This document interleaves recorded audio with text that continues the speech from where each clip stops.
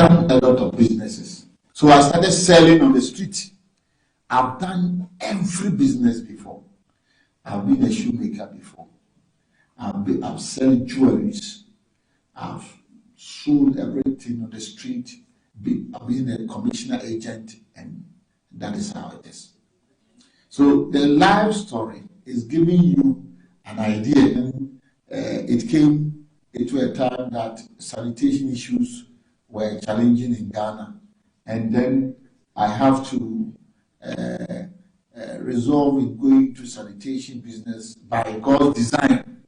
One day I've gone somewhere praying to God for direction, and then during the direction, I saw a very beautiful building using a collected trash, and then I have to resolve it to that. So I have come to China here to buy T-shirts, and I met my brother Stephen here.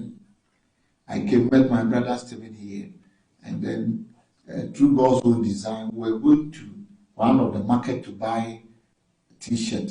It was election, and on the street of China, I saw a tricycle using and collecting refuse, and the idea and the vision I got during the prayer came into it, and then God changed my mind to use the money that was going to buy the T-shirt, bought some few tricycles, and that started Zoomlion.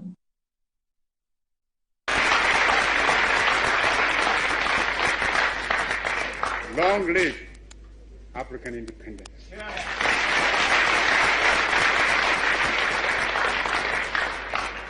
Long live your struggle.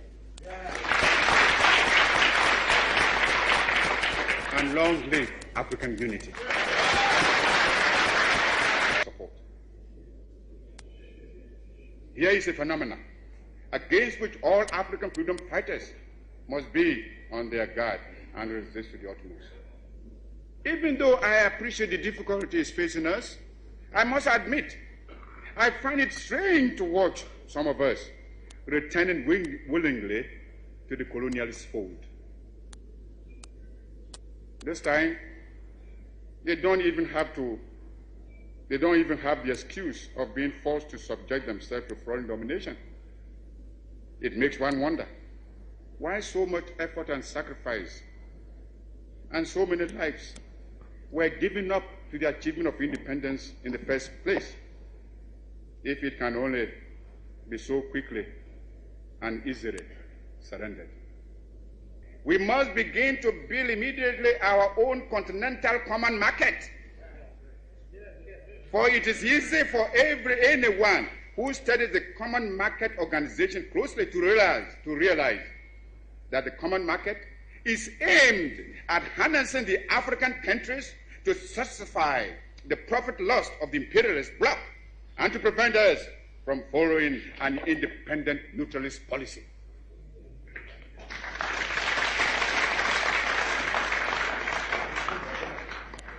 It is easy to see that the imperialists and the colonialists are determined to retain the African countries in the position of suppliers of cheap raw materials.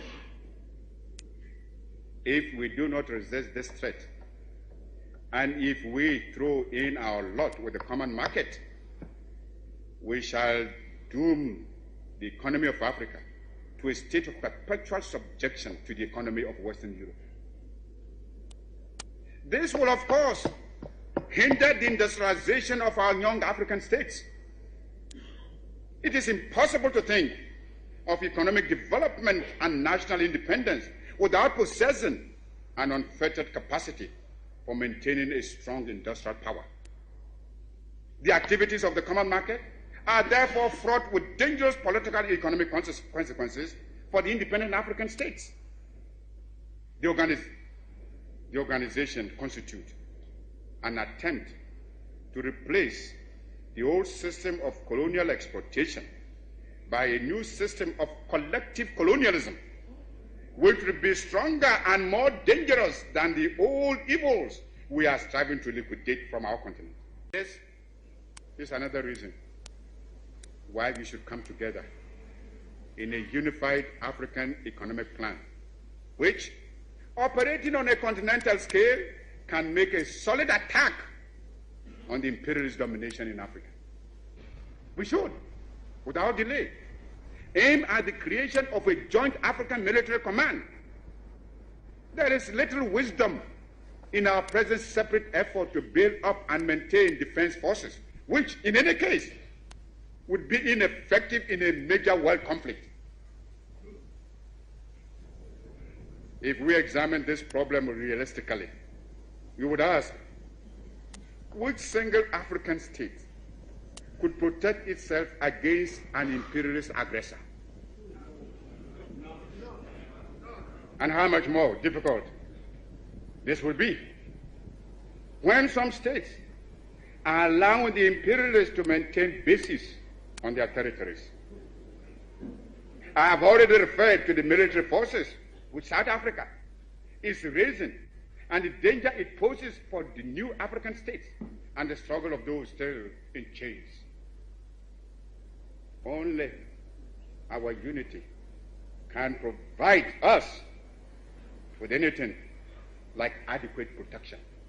Those problems can best be met within a unified Africa, and it should be possible in the higher reaches of our endeavor to devise a constitutional structure which will secure the objectives I have outlined, and yet preserve the sovereignty of each of the countries joining the Union.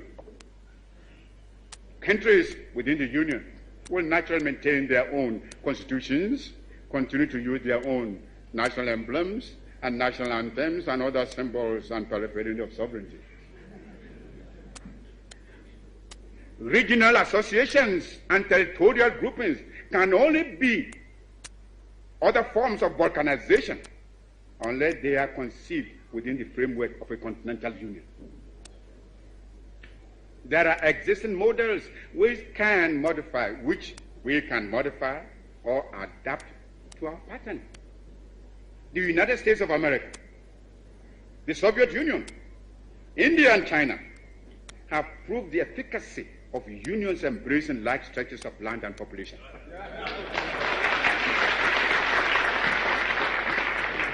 Long live African freedom fighters.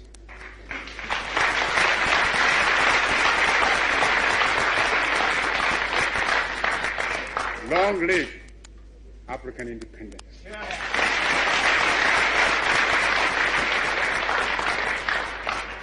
Long live your struggle.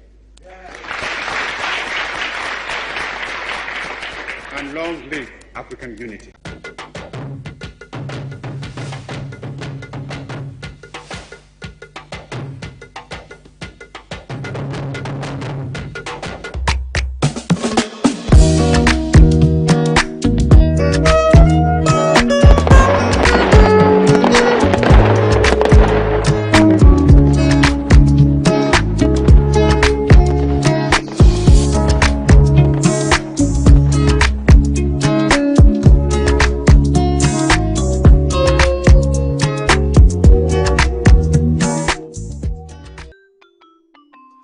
Start your kids' day the right way, filled with confidence to take on any challenge. Pepsodent Kids contains the right amount of fluoride and sugar acid protection to care for their developing gums and teeth.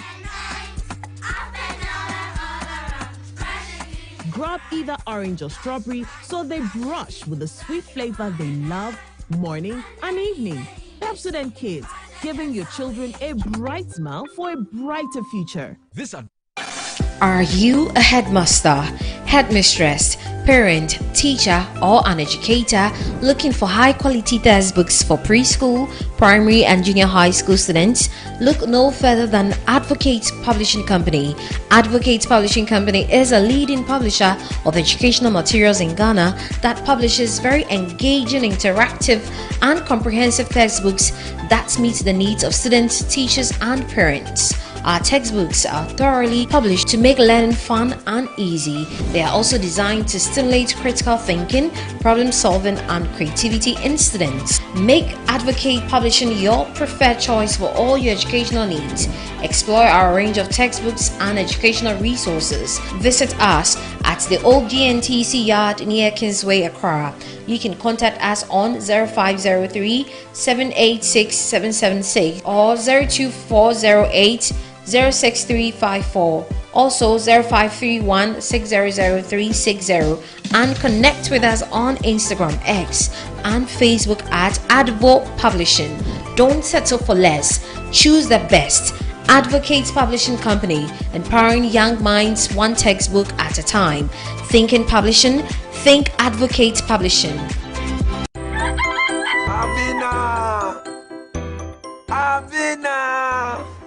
Abina. Edi asema, menya oden. O tianti mu amanfo ada. O hye me boso beto phone na mame. Me phone na say dada. Menya oden. The most surprised man. Surprise ben. Surprise. Hey, Kofi papa. Your phone o. iPhone 13. Nanya ne. Ende, me francopho bi mienu. Amuko circle. Ene ba ko ne ka chena dan fa hawa. Ono odi ni Ghana card. Eko EBA phone so a. Otua 40% pen edi ni phone ma no a. Da kan obetua ne kakra. Timothy ya me drop na me so me call ho ana me kwanya wo phone de bre on. Oh, Kofi papa me da say. I'm sure. Wo EBA phones hadie yeton iPhones ne ho akade nyina ye sanso de ma wholesale so ye dealer na so pedodo atua na se afi na wo hye iPhone business na se a dryer se ye hwehwe ye chira kwan e wa Accra Circle Mall any tiptoe lane modern photos in chain American Monso ye ni odor rice ene edi nhwenim Kumase ye wedum ejekuma brunsan nim obetumi so hu ye e wo www. Ante saba e wo mo bodi ma nke kwana mo ba o ko se ena me dia semesio kanene pa no na saa na me so ya na wode me edure na adi me nkwa no Kingdom Garlic Bitters. No benefit me benefit wan wo so kwato wo de abrewa esma ma abrente me shuve wonanti kakra na wabre nom Kingdom Garlic Bitters ene ne capsules nenya hode abre bia Kingdom Garlic Bitters ene ne capsules asembia nye ho edeben wo hu ama wani agise senior na me wife company won personal Kingdom Ginseng Power Capsules enti sesia mpaso aye de Kingdom Ginseng Power Capsules emani gie ni asumdie befi abre bia oba bia o de pu ahaw no edro ba kupa wo hia ne Tremendous Capsules. Tremendous Capsules esiesie wo ma wo ye obasima enro yi wo benya bi wo ba bia ye ton nro bia Kingdom Herbal no challenger. Brush your teeth. Brush 2 times a day. Brush like Kel-Kit. Hello, my friends. My name is Kel-Kit Toothpaste. Wow. I was made to be gentle on your gum, but protected. I will protect your teeth from cavity, make your teeth whiter, stronger, keep your mouth fresh all day. And best of all, I'm strawberry flavored. So put on a smile and try me. That's amazing. Just try me. That's my job. If you say so, jump on my brush. Makes your teeth stronger, chicky whiter, chicky stronger. Yay! You did it! I'm glad you like your new toothpaste. Don't forget to brush both day and night. Kel-Kit, happy smile.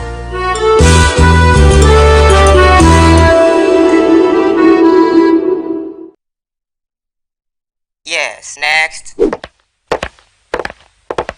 Hey, Nadia Benson, Asamo. Me didn't tum. Mr. Femi Calico, just call me cockroach. Now, Mr. Femi once now. Hey, that's you. Improve car.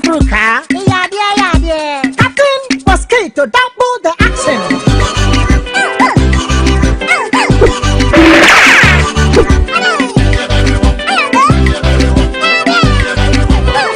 Me didn't sasso spray. Mr. Femi sasso quell. Yeah, go to my sasso.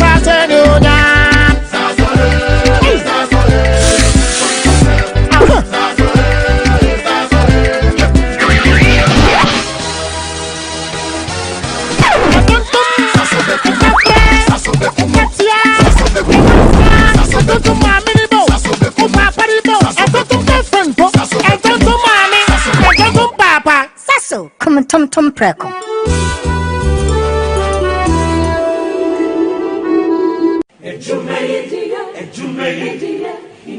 In life, choice is good, but choice plus safety is way better. Your safety and comfort is paramount. Under the cylinder recirculation model, you can buy LPG in a safe environment. All cylinders are inspected and maintained to the best safety standards, so your safety is assured. Just take your empty cylinder to the nearest exchange point and swap it for a filled cylinder. Different cylinder sizes will be available to meet your pocket size. Imagine cooking in a smoke-free environment. This will improve the health and well-being of you and your family. Choose LPG in a safer model of distribution. Cylinder recirculation model. Securing your safety. Creating more jobs. A message from the National Petroleum Authority under the patronage of the Ministry of Energy. Victory, celebration, legacy. It's 40 years of Jesus is our victory. Join Victory Bible Church International for the Wonderful Jesus Conference 2025. A power-packed celebration marking 40 glorious years of God's faith and God's grace. It all begins on Saturday, 12th October with the Mega Praise and Worship Night, a night of pure gratitude and praise. Then get ready for the Wonder Walk on October 25th, a citywide walk of testimony and victory. From October 27th to the 30th of October, the Wonderful Jesus Conference continues live at the VBCI Dominion Sanctuary, Awoshi Junction. Expect nothing but divine encounters, miracles, and transformation. On October 31st, meet us at the Independence Square for a nationwide gathering of worship, power, and the Word. Then on November 1st, join the outreach program at Mancho Agbona. Then let's touch lives and share the love of Jesus Christ. And finally, the grand service at the Independence Square on November 2nd. Come and witness the glory of 40 years of victory. Ministering are Bishop N.A. Takiyaboy, Bishop Clement Amankwa Isehene, Bishop Elijah Saforo, and Bishop Emmanuel Akon. Wonderful Jesus Conference 2025. 40 years of grace, power, and impact. From the 12th of October to the 2nd of November. Victory Bible Church International invites you to celebrate Jesus because Jesus is our victory.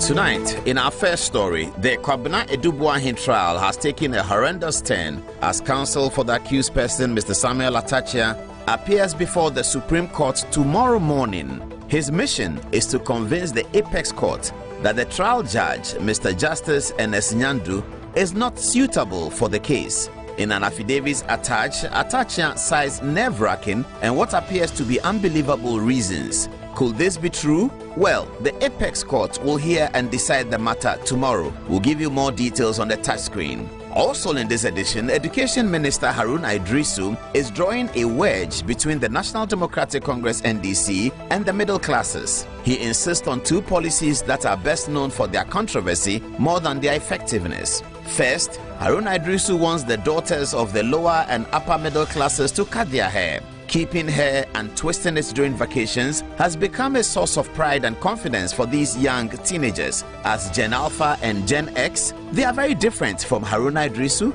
his deputy Clement Apak, and Her Excellency the Vice President Professor Nana Jane Opoku-Agyeman, all three of them strongly behind this policy. Well, their parents are unhappy. As lower and upper middle classes, they abandoned their beloved NPP and voted massively for John Dramani Mahama. So, Harun Idrisu may be caught in political trouble, or is he not? He also wants toddlers from KG till they turn 8 in class 3 to be taught in their native language, potentially laudable.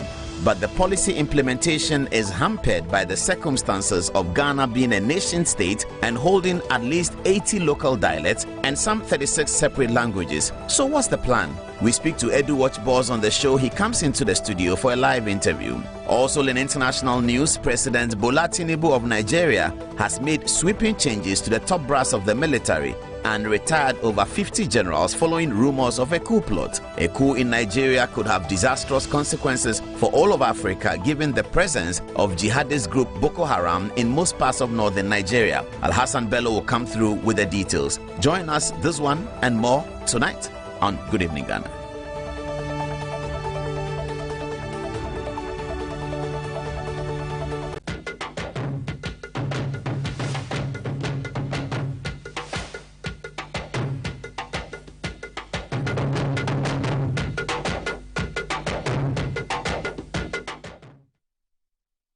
At 28 minutes past the top of the hour, 9 o'clock. Good evening and welcome to the show. Ghana still in a state of mourning as mourners continue to troop to the residence of former First Lady Nana Akufo-Addo Agyeman-Rawlings. Today, His Excellency the President John Dramani Mahama and the First Lady Lordina Mahama were both at the Rawlings residence to pay their tributes. Mr. Mahama announced in the process that there will be a state funeral for Nana Akufo-Addo Agyeman-Rawlings. Quite very well applauded. We'll get to that in some detail, but we have big issues to discuss with you tonight. Kwabena Dubois' trial is getting into a very controversial and interesting stage. Tomorrow, the Apex Court, the Ghana Supreme Court, will be hearing an application by counsel for Dubois. He's saying that the judge ought not to be the judge for the trial. He's asking the Supreme Court to remove the judge and appoint a new judge. He cites many reasons, but 3 of them will be discussed on the touchscreen in some detail. Then we get to Idrisu Haruna as well. Idrisu Haruna is talking about 2 policies that we suspect are not favorable to the lower and upper middle class voters in Ghana. Many of them voting for NDC, but now they have to grapple with this policy by Idrisu Haruna. What is the foundation of the policy? One of them is that the girls cut their hair in Ghana compulsorily because the allegation is that keeping hair disturbs their focus on academic work and discipline as well. We will be looking at that in some detail. Also, there's another policy, which is not a new policy, but it's coming back now, where they say that children between the age of 0 to 8 years should be trained in local language at the schools. Should be trained in their mother dialects, as it says, not just local language. But the qualification is that they should be trained in their mother dialects. That's what the policy says. We're going to look at that. Edu Watch boss is going to be in the studio to help us discuss that. Not so good news coming from the sub-region. In Nigeria, President Bola Tinubu, upon rumors of a coup d'etat to remove his government, has now reshuffled the top brass of the military. In the process, at least 50 generals have been removed from office as generals of the Nigerian Federal Armed Forces. We look at this in great detail because that's a real threat to many things that are happening in democracy in Africa and West Africa. Nigeria remains Africa's most populous country. If there's a coup d'etat there, it will have certain disastrous consequences. But now, though, let's start with the big story. This afternoon, I got a few calls, people asking me about relations with the OSP. The concern was that there was a news publication on the media that Paul Adumoche had refused to declare his assets. We had to respond that that's not true. Assets have been fully declared, and that the legal action is to test the law, well, not to test the law, but to clarify the position of the law and the procedure. So please be rest assured there's no problem. Just that the OSP is asking for the declaration of assets, which we have done, but we think that the law should clarify which category of persons should be declared who should be invited to declare their assets when these things happen. So the assets have been fully declared. The online is replete with the rest of the story. Joy Online, City Online, and Ghana Web all have the story that Paul Adumoche has declared his assets indeed. Anyway, so that clarification was important before the start of the program. Now, though, there's we all like the National Science and Maths quiz. I love it terribly. But there are some people who are complaining. I mean, the other day, there was this young man on the news talking about Ghanaians complaining about the Ashale Boche Road, which we all disagreed with him. But I'm disagreeing now with those who are complaining about how much money has been paid to the National Science and Maths quiz. Have a look at it. Let's go on the touch screen and check out that story. Money paid to National Science and Maths quiz, and people seem unhappy about it. Well, it's a democracy, isn't it? It's really, really interesting. Let's check it out right now as we begin our show on the touch screen tonight. The Ministry of Education has announced gladly the payment of 9.5 million to Primetime Limited, organizers of the National Science and Maths quiz, to settle outstanding arrears. What is it? from 2023 till date. Actually, so there are actually arrears in the amount of money. The amount of money is not just for this season, but there are arrears in it. Okay. The Ministry of Education has announced the payment of 9.5 million to Primetime Limited, organizers of the National Science and Maths Quiz, to settle outstanding arrears from 2023 till date. While the National Science and Maths Quiz is a popular academic competition, this payment raises important questions about how public funds are being used and whether this approach truly supports science education in Ghana. The story continues, as it is important to clarify whether the Ministry of Education or the Ghana Education Service officially contracted Primetime Limited to organize the National Science and Maths Quiz on behalf of the public schools. The story says here that if so, then the terms of that agreement should be made public. We must also ask why such a huge amount of money is being paid to a private company for organizing a single competition. Using government funds to sponsor a private company that gains publicity and commercial benefits from the NSMQ needs to be carefully reviewed. Many companies also sponsor the NSMQ. It is unclear how much they contribute and where the sponsorship funds go.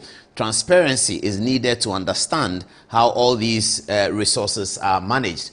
It continues to say that another concern is why the money was paid directly to Primetime Limited and not to the Conference of Heads of Assisted Secondary Schools, CHAS, which represents the schools that participate in the competition. Schools need support for training, preparation and logistics. Shouldn't they receive funding directly to help their students prepare? We must also ask what Primetime Limited contributes beyond organizing and broadcasting the event. If most of the funding comes from the government and sponsors, what role does the company play in improving science education? That's interesting. It is also important to ask whether the NSMQ provides enough value to justify such a large investment of taxpayers' money.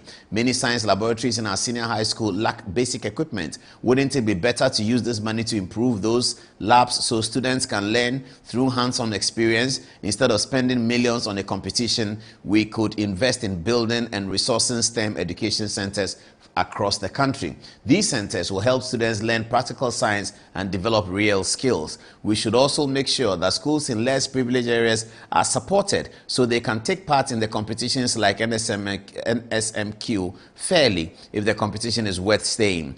Has there been any study to show how NSMQ affects students' interest in science or their future careers? If not, we need to assess its impact. We should also explore other important ways of promoting science education, such as school-led competition that are more inclusive and cost-effective. Well, finally, they asked that the important education projects were delayed and cancelled to make room for this 9.5 million payment. Is this the best use of our limited resources? The NSMQ is a respected academic event, but it should not be seen as a main solution to improving science education in Ghana. The current approach encourages memorization rather than deep understanding. Well, the concerns being raised are that does the Ministry of Education have a contract with the Primetime, the organizers of the event? I think that's fair. If the ministry has a contract, they should bring it out. Primetime, I know them. They are very good people. They are very, very seasoned, very good people. So those who are thinking corruption, I think you should forget about it. Primetime don't do that. However, the questions are relevant.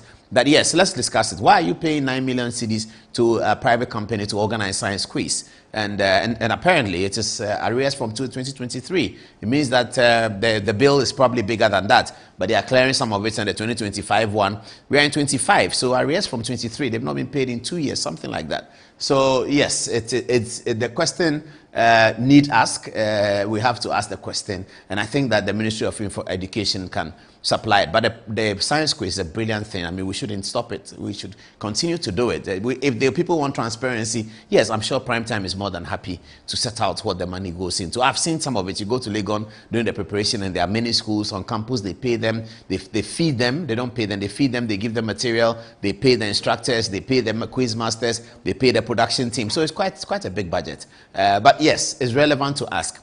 What, is that the best use of 9 million Ghana cedis? So the jury is out on that. Let's continue to discuss it. Okay. President Mahama has been visiting the house of Nana Akufo-Addo Agyeman Rawlings. Here in a photograph with Dr. Zaneto Rawlings, Member of Parliament for Korle Klottey for the NDC, Mr. Mahama commiserates with the family, and he continues to talk to the Abusia Penny over here. You have one of Mrs. Rawlings' sons, Mrs. Rawlings' son, also in the photograph. Mr. Mahama also shaking hands with some of the family members. This is Mr. Mahama in a handshake with one of the daughters of Nana Konadu Agyeman Rawlings. This is the family, the elder, the family head addressing the presidential entourage. That was led by the president, and in the photograph you see the chief of staff, the Honorable Julius Deborah. And here is President Mahama and Lordina Mahama seated at the residence of Nana Konadu Agyeman Rawlings. Quite a solemn ceremony. Members of the family of Nana Konadu Agyeman Rawlings, her daughters, Nana Atudazi, the unmistakable figure in the background, all of them have gone to support the family. And this is Mr. Mahama with the son of Nana Konadu Agyeman and Flight Lieutenant Rawlings. That's a very solemn ceremony there. Very, very painful, unexpected exit of the former First Lady last Friday. May she rest in eternal peace. Mr. Mahama announced that there will be a state funeral, state burial for the event. So that's excellent. Okay, let's get to courts now. Let's get to courts. And tomorrow, the Supreme Court will be hearing a big matter. Kwabena Duboahen and his lawyers are concerned about the demeanor of the judge at the High Court. They are alleging that the judge is not. They are alleging that the judge's role is not being played the way they expect it to be played. So Kwabena Duboahen here and his lawyers have brought legal action against the judge. And tomorrow the Supreme Court will be hearing the application, inviting the courts to endorse their suggestion that the judge be removed and the new judge placed there. It's part of legal procedure that you can ask for the judge to be removed and another judge placed there if you feel that the judge has exhibited bias, unhealthy bias against you one way or the other. But you have to cite cogent reasons why you think the judge has done so. And in the affidavit attached to the writ, Kwabena Duboahen cites those things. Let's look at them right here at the beginning. This is This is the Attorney General, the Dr. Dominic Ayeni, the Leonard Atachian Counsel for Kwabena Duboahen, and this Deputy Attorney General Sremsai.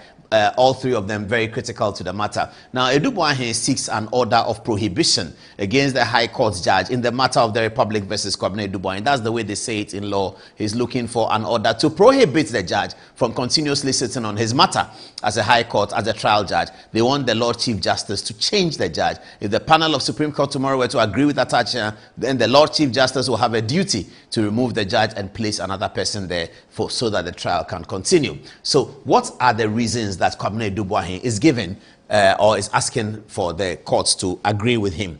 Now, these are the summary of the reasons, and we'll go into the details in a minute. Reason number one, Kwabena Duboahen and his lawyer said that the High Court judge has shown bias by holding court sittings with the prosecution present while Duboahen was yet to be brought into the courtroom. They are alleging that. Two, they say the High Court judge has shown bias by insisting that he continues with the matter while there is a pending appeal against his decision. We'll explain this in some detail in the next page. And then number three, it says the High Court judge has shown bias by preventing Duboahen from having access to important evidence needed for his defense. So the High Court, so they are saying that the High Court judge constituted court at 4:30 p.m. They were not aware. They were bundled into a car and sent to the court. By the time they got to the court, they saw the Deputy Attorney General and the Attorney General suggesting that these important prosecutors were aware and that they, the other side, were not aware. They believe that is offensive to the Criminal Procedure Act 30, I believe. The second one, they are saying that the High Court judge has shown bias by insisting that he continues. So normally when they bring an application before a High Court judge, he can have a decision on it. He makes his decision. If the parties don't like it, they go to the Court of Appeal or the Supreme Court for a review of that decision. Now, they're saying that whenever that happens, typically the judge must stay the proceedings and wait for the court, especially if they are saying that without this matter, we can't move on to defend ourselves. The judge says, I don't mind, go ahead and defend yourself. But if they sue, as they say, they sue upstairs and they're asking for a judicial review on the matter, typically the judge should hold. But they say that the judge says here, he says he's not willing to hold. Okay, so let's get into the details of the grounds. Ground one, which is ground one is the High Court judge has shown bias by holding court sittings at an odd time. This is the case. On 30th April 2025, Angela J. Boateng, Charles Edubuahim, and Mildred Donko and their lawyers were invited to meet officials of the Economic and Organized Crime EOCO. But after a 2-hour wait, they were unexpectedly detained by armed EOCO personnel and taken to the High Court, despite protests from their lawyers, Samuel Atachia and Kwame Osei-Asare and Peter Osei-Asamoah. They were ushered into General Jurisdiction Court 10, that's a courtroom, where the Attorney General and his deputy were already present. The lawyers, caught off guard and not formally dressed for court, were served with the charge sheet and prosecution facts that had been filed earlier the same day. In violation of legal procedure requiring prior notice, it will mean that the charges were filed and the court made aware and made to sit the exact same day. The presiding judge, His Lordship John Eugene Nyante Nyadu, proceeded with the arraignment despite objections, and the group exited the courtroom at about 4 p.m., at about 6 p.m. Now, Kwabena Edubuahin is saying that this is untoward, this is not part of the legal procedure. You don't surprise an accused person by asking him to come to an investigative agency, EOCO. He's at EOCO for 2 hours. He finishes, hey, come and sit in this car. He sits in the car, they are put in the car, and they are sent to a courtroom. Then the Attorney General is already there, the judge is there. It's past 4 o'clock, normal time for the court to close, but this judge was sitting, waiting for them, and then they served them with a charge sheet, etc., etc. So that's ground one. Ground two, that the lawyers of Edubuahin filed an application praying the court for an order directed at the Attorney General to disclose all the pages of evidence required. This included some pages of a bank statement produced by the Attorney General, as well as evidence of certain procedures that are used by the national security architecture. The application was because some of the pages of the documents provided by the Attorney General as evidence against Edubuahin had been deleted and could contain important evidence to prove his innocence. Further, the court's order for national security to disclose its procedures would have aided the defense, show the court that what Edubuahin did was standard practice in national security architecture and was not theft. So on this one, the Attorney General brought a document to the court to prosecute Edubuahin. It's a bank statement from one of the banks. Now, the bank statement has about 100 pages, but the observation was that about 90 pages were taken out, and the court didn't see it. It wasn't in it. So the Edubuahin's lawyer says, but what's going on? You have a bank statement that has Edubuahin's transactions. It's 100 pages. Put all there. We will show you what you are looking for. We'll show you how it works. But you have taken this substantial amount out and you are submitting to the court a few documents. I mean, if this is true, it's quite bizarre. If it's true, it's very, very bizarre. You are a defense person. They bring your bank statement and they've taken some out. How are you going to deal with that? Why should the prosecution be allowed to do that in a democracy and in a normal court practice? So they are arguing against that. That's not correct. I mean, if this is true, this is very serious. Also, they say that the things that you are accusing Kwabena Edubuahin for is a standard procedure of the national security architecture. Bring the national security people in. Let us ask them whether this is not their procedure. Whether in 1993 they didn't do the same thing. Whether in 2016 they didn't do the same thing. Whether in 2011 they didn't do the same thing. And then the prosecution says, no, I'm not going to do that. And they make an application to the judge. The judge says, I'm not going to allow you to do that. It is as if you want to tie his hands behind him and shoot at him. You don't want him to be able to defend himself, because the material that he's going to use to defend himself is within the bosom of the prosecution. Sometimes they call it discovery in legal practice. But Edubuahin is complaining about this as a second ground. The third ground, Edubuahin says that okay, so on the second ground, where they are not allowing him to defend himself, he's relying on a recent case of Republic versus Bafuboni, in which the current acting Chief Justice ruled as part of the matters, and it was said that they should allow the prosecution should give to the defense anything that the defense needs that will be needed for the evidence in aid of the defense case. Prosecution and the court should allow the defense to get everything that the defense needs, even if they have to get it from the prosecution, which will allow and aid the defense of his case. So Kwabena Edubuahin cites this as the reason why he thinks that the judge should comply and allow them to get the full document of the bank statement and also the national security procedures. They should bring them to the court. Now, on the third ground, he says that upon refusal by the court's order, the Attorney General to provide full disclosure, Edubuahin's lawyers appealed the decision by the judge, insist on continuing. Edubuahin appealed the decision by the judge. I appealed the decision, but the judge insists on continuing the trial despite a pending appeal before the Court of Appeal. This is all on the backdrop of the judge acceding to request to the Attorney General to deal with certain matters earlier than has been fixed for determination in the court. So this is very, very, very concerning. Here, Eduboah's lawyers are saying that based on the fact that the judge says he will not allow them to get the full bank statement, they filed an appeal to the Court of Appeal, told the Court of Appeal that, look at this, we need this to defend ourselves, but the High Court judge says that we are not entitled to it.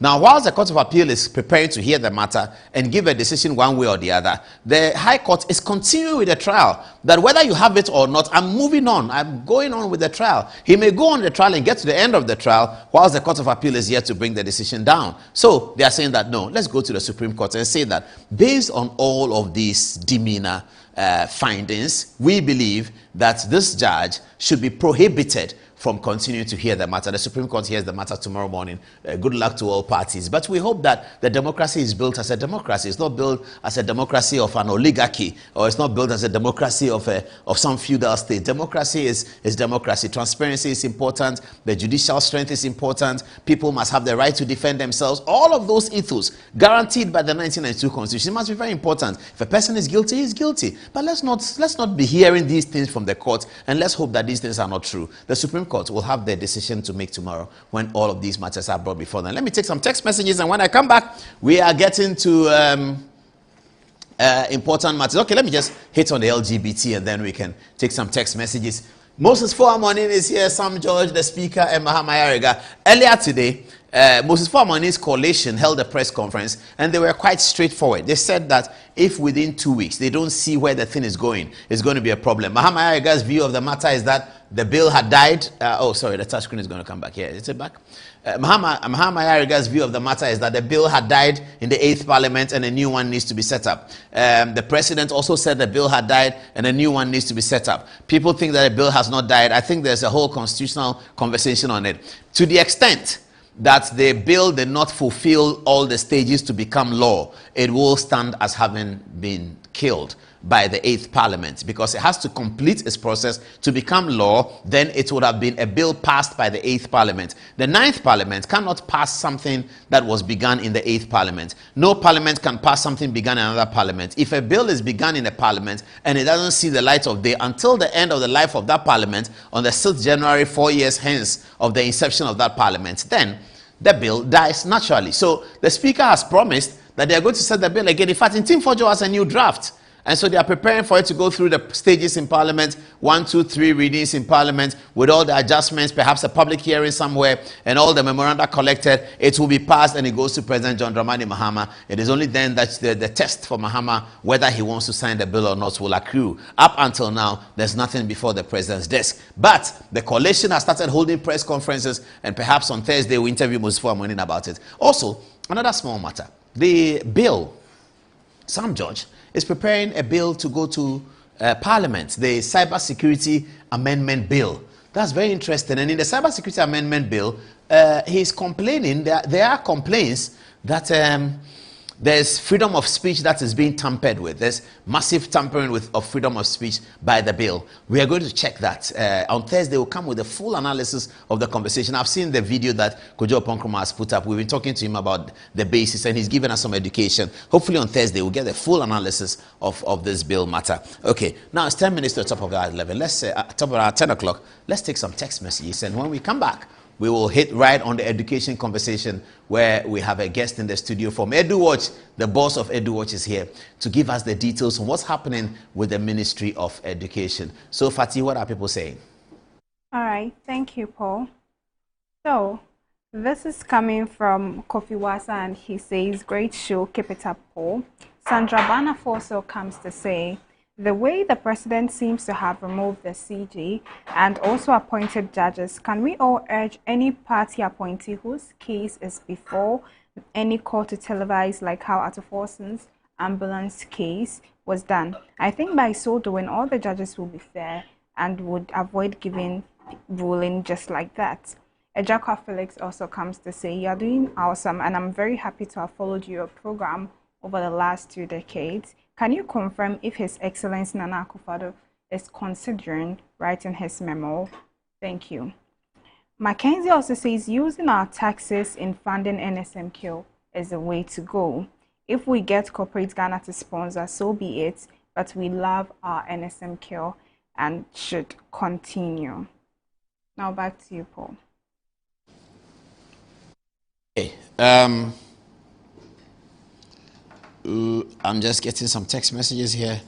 Okay, we're now going to look at the education conversation. And viewers, you know what the education conversation is about. Haruna Idrisu is asking for girls to cut off their hair, and also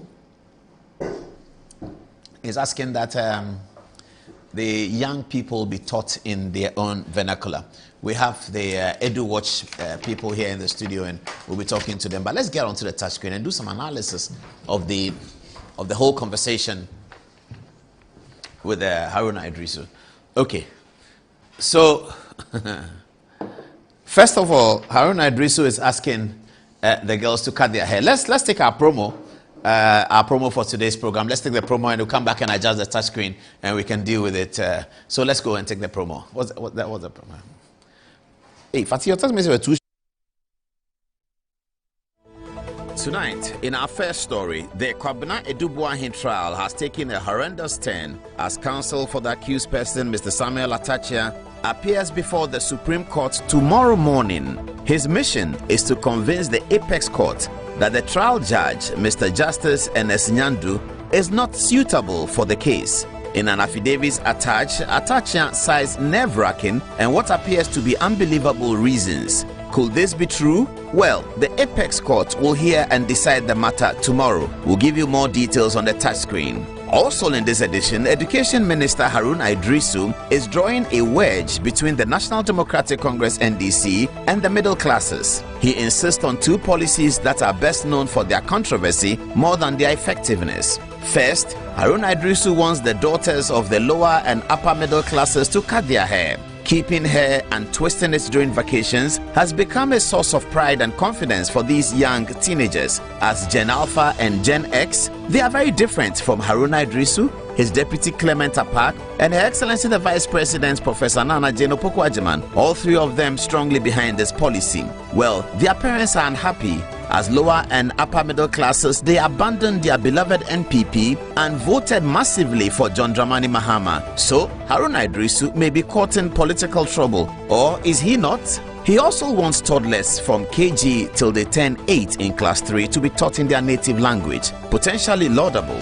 But the policy implementation is hampered by the circumstances of Ghana being a nation state and holding at least 80 local dialects and some 36 separate languages. So what's the plan? We speak to EduWatch boss on the show. He comes into the studio for a live interview. Also in international news, President Bola Tinubu of Nigeria has made sweeping changes to the top brass of the military and retired over 50 generals following rumors of a coup plot. A coup in Nigeria could have disastrous consequences for all of Africa given the presence of jihadist group Boko Haram in most parts of northern Nigeria. Alhassan Bello will come through with the details. Join us this one and more tonight on Good Evening Ghana.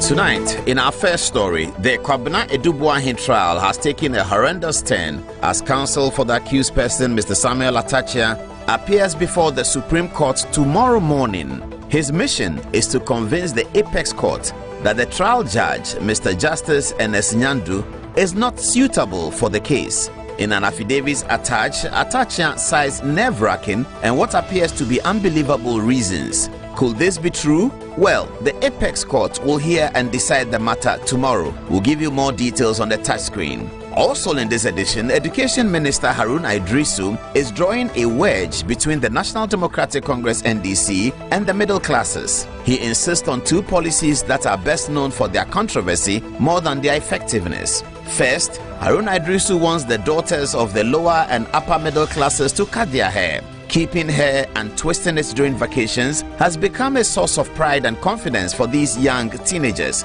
As Gen Alpha and Gen X, they are very different from Haruna Idrisu, his deputy Clement Apak, and Her Excellency the Vice President Professor Nana Jane Opoku-Agyeman, all three of them strongly behind this policy. Well, their parents are unhappy. As lower and upper middle classes, they abandoned their beloved NPP and voted massively for John Dramani Mahama. So, Haruna Idrisu may be caught in political trouble, or is he not? He also wants toddlers from KG till they turn 8 in class 3 to be taught in their native language, potentially laudable. But the policy implementation is hampered by the circumstances of Ghana being a nation state and holding at least 80 local dialects and some 36 separate languages. So what's the plan? We speak to Edu Watch Boss on the show. He comes into the studio for a live interview. Also in international news, President Bola Tinubu of Nigeria has made sweeping changes to the top brass of the military and retired over 50 generals following rumors of a coup plot. A coup in Nigeria could have disastrous consequences for all of Africa given the presence of jihadist group Boko Haram in most parts of northern Nigeria. Al-Hassan Bello will come through with the details. Join us this one and more tonight on Good Evening Ghana. Hey, country viewers, welcome back to the show. Thank you very much for your time.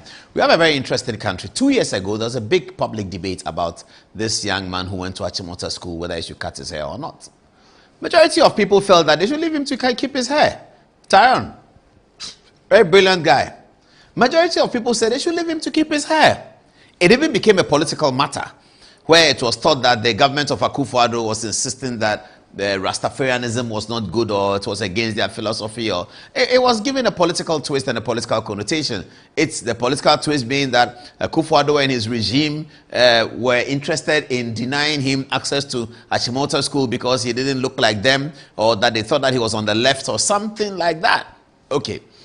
The High Court gave a decision in favor of Tyrone and against Achimota School, and said that he can go to Achimota School with his hair like this. Eventually, some people paid money and took him out of Achimota School to an important private school here in Accra. He studied there, he came out with flying colors, and he passed his exams very well.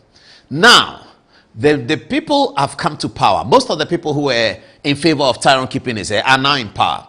And the Education Minister, Donald Haruna Idrisu, says that not Tyrone, not boys, but girls should cut their hair. They should cut off their hair. And everyone is wondering that he's talking to Gen Zs and Gen Alpha in the promo. We said Gen X, sorry, I meant Gen Z. The Gen Zs and the Gen Alpha, they are a different breed of people. They are focused on their work. They have their vision. They want to do their work, but they want to keep their hair. You see, because we have grown up in a culture in Ghana where confidence has been a very expensive commodity. For all the people who are 60 years and below, and 40 below, 35 and below, growing up as a Ghanaian child, even compared to a Nigerian child, next door Nigeria, maybe compared to an Egyptian child, a South African child, you will see that the Ghanaian lacks confidence. It has been part of our culture one way or the other. We are not sure, because maybe we have had coup d'etats, too many of them. We have had culture of silence. Our parents were afraid to talk about anything in the living room, because you talk about it, you'll be arrested. So a lot of the Ghanaian generations from age 0 to 60 have grown up with a confidence challenge. They may be very clever, they are brilliant, but they are challenged with confidence, how to express themselves and say what they want to say and live the life they want to live, so long as it's not illegal. Ghanaian youth have not really had that. It has just started over the last 10 years when we've seen young Ghanaians now, and the parents, those who are Gen X and they have given birth to children, they are encouraging their children to have a lot of confidence, to be able to express themselves. So if you look at the people who are from age 0 to about 22, maybe even 30, you will see that the Ghanaian child is very different from his parent. He's now expressing himself. They go to school and they put the cane down. They say, stop caning them. They used to cane us too much. And then they put a kakadro in their body and all. They've stopped. All those practices have stopped. Those practices that used to dampen the confidence of children have stopped. All the abuse of children, when they name time to send a papa, then they slap you. All that has stopped. The churches have played a very important role, particularly the charismatic churches. They've played such an important role in changing our society and getting children to raise their children, getting parents to raise their children in discipline, in godliness, but in a lot of freedom, so that the children can express themselves. Now, keeping their hair for young girls and twisting it at vacations and all over the country has become a source of confidence for these young girls. They can express themselves. They can say no to a man, no to a teacher, no to a this. They can report things that they didn't used to report before. The young girls are very delicate, and they are the future of the society, because they are going to procreate. They are going to give birth to children, and they are going to look after the children. The children are going to take from them. So it's important that the young girls are very confident growing up in their teens. That's what you see in America. That's what you see in UK. You see that in Japan. The things that you admire, that's where you see it. Now, Haruna Idrisu comes in suddenly when nobody has complained, nobody's complaining about any hair, that girls, cut off your hair. Now, all hell is broken loose. And parents are asking, why should girls cut off their hair? How does that connect to anything in the academic room? So that's first point we are going to be discussing. But we'll just look at the decision in Tyrone. Just look at the decision in Tyrone. So the High Court held. So this is a decision. I believe this is the main decision. Is that plenty? I was hoping that it's been reduced to a few. Okay. So this is it. In the absence, so this is a High Court speaking. In the absence of such compelling justification grounded on public good of the school as a whole, in the face of a constitutionally guaranteed right, I, the judge speaking, am unable to tip the balance in favor of the implementation of the rule of the respondents to restrict the fundamental human right of the applicants to practice and manifest his religious beliefs. In all that there is, what is pertinent is whether the rule is efficacious or advantageous to the enhancement of the ultimate goal or object of the institution for which it is made. I see none from the respondent's case. Indeed, the respondent's aim or objective for the said rule are so omnibus that the ultimate results they seek to achieve per the rule as an educational step is lost on the court. It is to be noted that the content of the said discipline, uniformity, and hygiene that results from the students keeping their hair low, simple and natural, has not been told to this court. Further, how the present state of hair of the applicant, which is Tyrone, will impact negatively on his own educational good or those of the community of students has not been demonstrated to this court to weigh on the mind of the court to trump the constitutionally guaranteed right of the applicant for the public good or interest of the community of students. It goes on. Questions left unanswered is how the rule is for the welfare, discipline, and hygiene of the students, the non-compliance with which will distract from the ultimate goal of the school as an educational institution. I am unable to see from the evidence before me the compelling disadvantage of the good of the community of students and the objects of Achimota School as an educational entity to permit the restriction of the constitutional right of the applicant. So simply what the judge was saying is that Tyrone had gone to court saying that the wearing of long hair is pursuant to a religious belief. He's pursuing a religious agenda. What this means is that all parents who want their children to keep their hair in the face of Haruna Idrisu's measure, which some consider draconian, should just cite Tyrone and say that it is for a religious belief. That's all. You are covered. The High Court covers you. If he says that your daughter is keeping their hair for a religious belief, it's in pursuit of a religious belief, that's all you need to say. That's what Tyrone has registered. That's the authority of Tyrone. Tyrone versus Achimota School, that's the authority. I don't know whether the ministry didn't look at that. But why is the Ministry of Education, with all the problems that Ghana has in education, with all the complications of the placement system, with all the things happening in education, the Minister of Education and the Ministry of Education's interested policy is that girls cut off your hair? Where is that coming from? Why are we doing that? Is it necessary? What harm does the keeping of hair do? And that's what the High Court judge was saying, that she's not been completely convinced by Achimota School. The harm of Tyrone keeping his hair, what does it do? It's if you connect it to the human rights, what does it do? Do the girls have a right to keep their hair? Can we fashion the keeping of hair as human rights? Yes, we can. Can they focus them in a certain way? Definitely. It's very, very important for their self-confidence. If it's important to their self-confidence, it becomes part of their right. Those who don't want to keep their hair, fair enough. But those who want to keep their hair, the minister says you should cut it. Why? What's going on? I mean, I don't understand it. Well, if Edward comes into the studio, they will tell us about it. Let's take text messages on this one. Then we'll come back and address the next one, which is using training the child in their own dialect from age 0 to 8. Let's take some text messages on this one first. Let me talk to you, Ella. What are people saying? All right, so this one is from Obama Tamari. He says, "Good evening, Mr. Paul. I'm seeking clarification on the inconsistency of the application of the hairstyle policies in Ghanaian schools. Why are foreign students exempt from the requirement to cut their hair, while Ghanaian girls are compelled to do so? What underlies this disparity in treatment? Furthermore, what evidence supports the idea that long hair impedes academic achievement?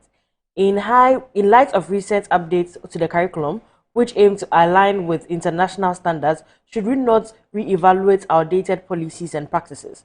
Can the government review this policy and cease enforcing hairstyles on haircuts on students? I think that is something we can definitely look at. This one is from Tahu. He says, the same so-called disciplined school rules and systems that has produced some of the most incompetent and corrupt politicians and civil servants cannot be the yardstick.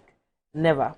Lastly, Ata Edusu says, the judges should be bold enough to uphold the rule of law, as the judiciary is our last resort when it comes to the rule of law.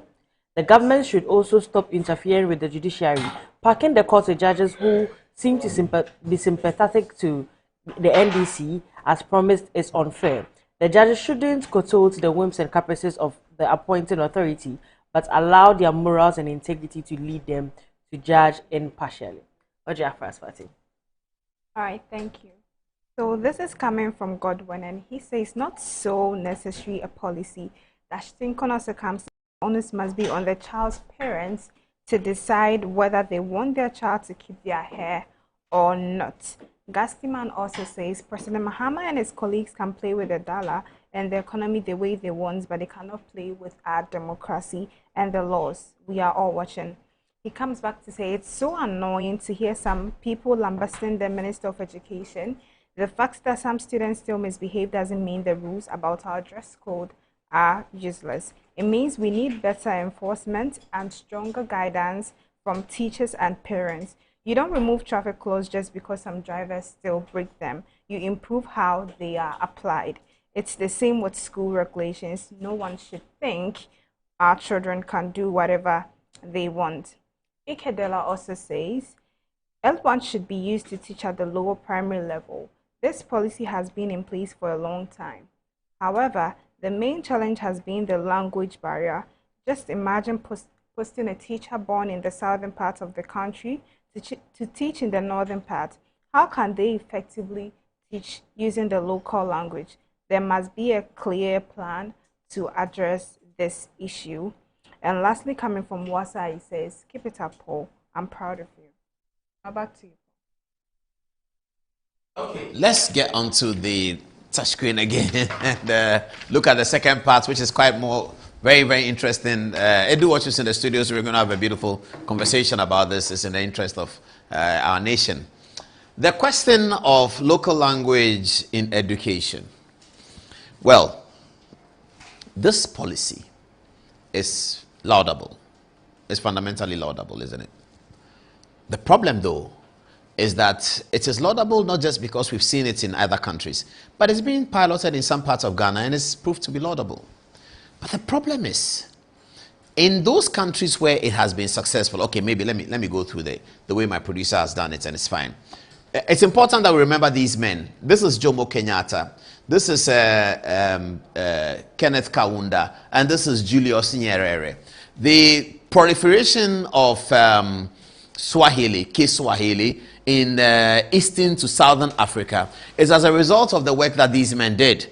These men were anti-colonial fighters who fought for their countries, Zambia, Kenya, and Tanzania, and they insisted that as part of deconstructing the colonial edifice, the Kiswahili should replace English, as they were all British colonies, and so they were trained in English, and they wanted Kiswahili to replace English. Now, this conversation they had in the late 1950s, culminating in the independence of all of these countries in the early 60s. So since that time, they have promulgated Kiswahili as a sort of replacement for English. And all the people there speak Kiswahili. So if you say that they should teach people in Kiswahili, it's very easy. Let's move on to the Ghanaian situation. Nelson Mandela, because he's a Xhosa, he also added Xhosa to South Africa, and so Xhosa is one of the languages recognized in South Africa that they speak. They speak Swahili and they speak a few other Zulu languages as well. Now, if you look at Ghana, for instance, so this is the Ghana map here. The research shows that there are about 81 languages spoken in Ghana, with only 11 of the 81 being government-sponsored and which are written and can be read. Some of those 11 are Akan, including Asante Twi, Akwapim Twi, and Fanti, Dagari, Dagbani, Dangbe, Ewe, Ga, Gonja, Kasem, and Nzima. So these are the languages that. So the Minister of Education says, teach children in their local dialect. The teacher is employed by government. He goes through a training process at the training colleges. He's qualified as a teacher. He's posted to some part of Ghana. He shows up there. He has a dialect. He has his mother tongue. He has his mother language. He may be posted to a place that is not where they speak the same language that is his mother language. And he's supposed to teach the children there the language of their mother language, which is where the area where he has been posted. Now, all of these complications are available. And you wonder how the Minister of Education comes to these sweeping conclusions and says that quickly we should quickly go in and teach them in the language. Let's look at a place like China, for instance. After the Republic of China was founded in 1912, Mandarin was officially chosen as the national language, largely for political reasons centered around the capital in the north. In the 1950s, the Communist Party standardized the language and implementation in its schools. The People's Republic of China later rebranded Mandarin as a common tongue to associate it with the common people rather than just the elite. That is what it is. In China, they have used political decisions to make Mandarin the full language. So the questions we're going to be asking tonight is, what's the Minister of Education talking about? So you have people are going to training colleges. And they go to training colleges, they speak English and they speak Ewe. He doesn't speak Chi.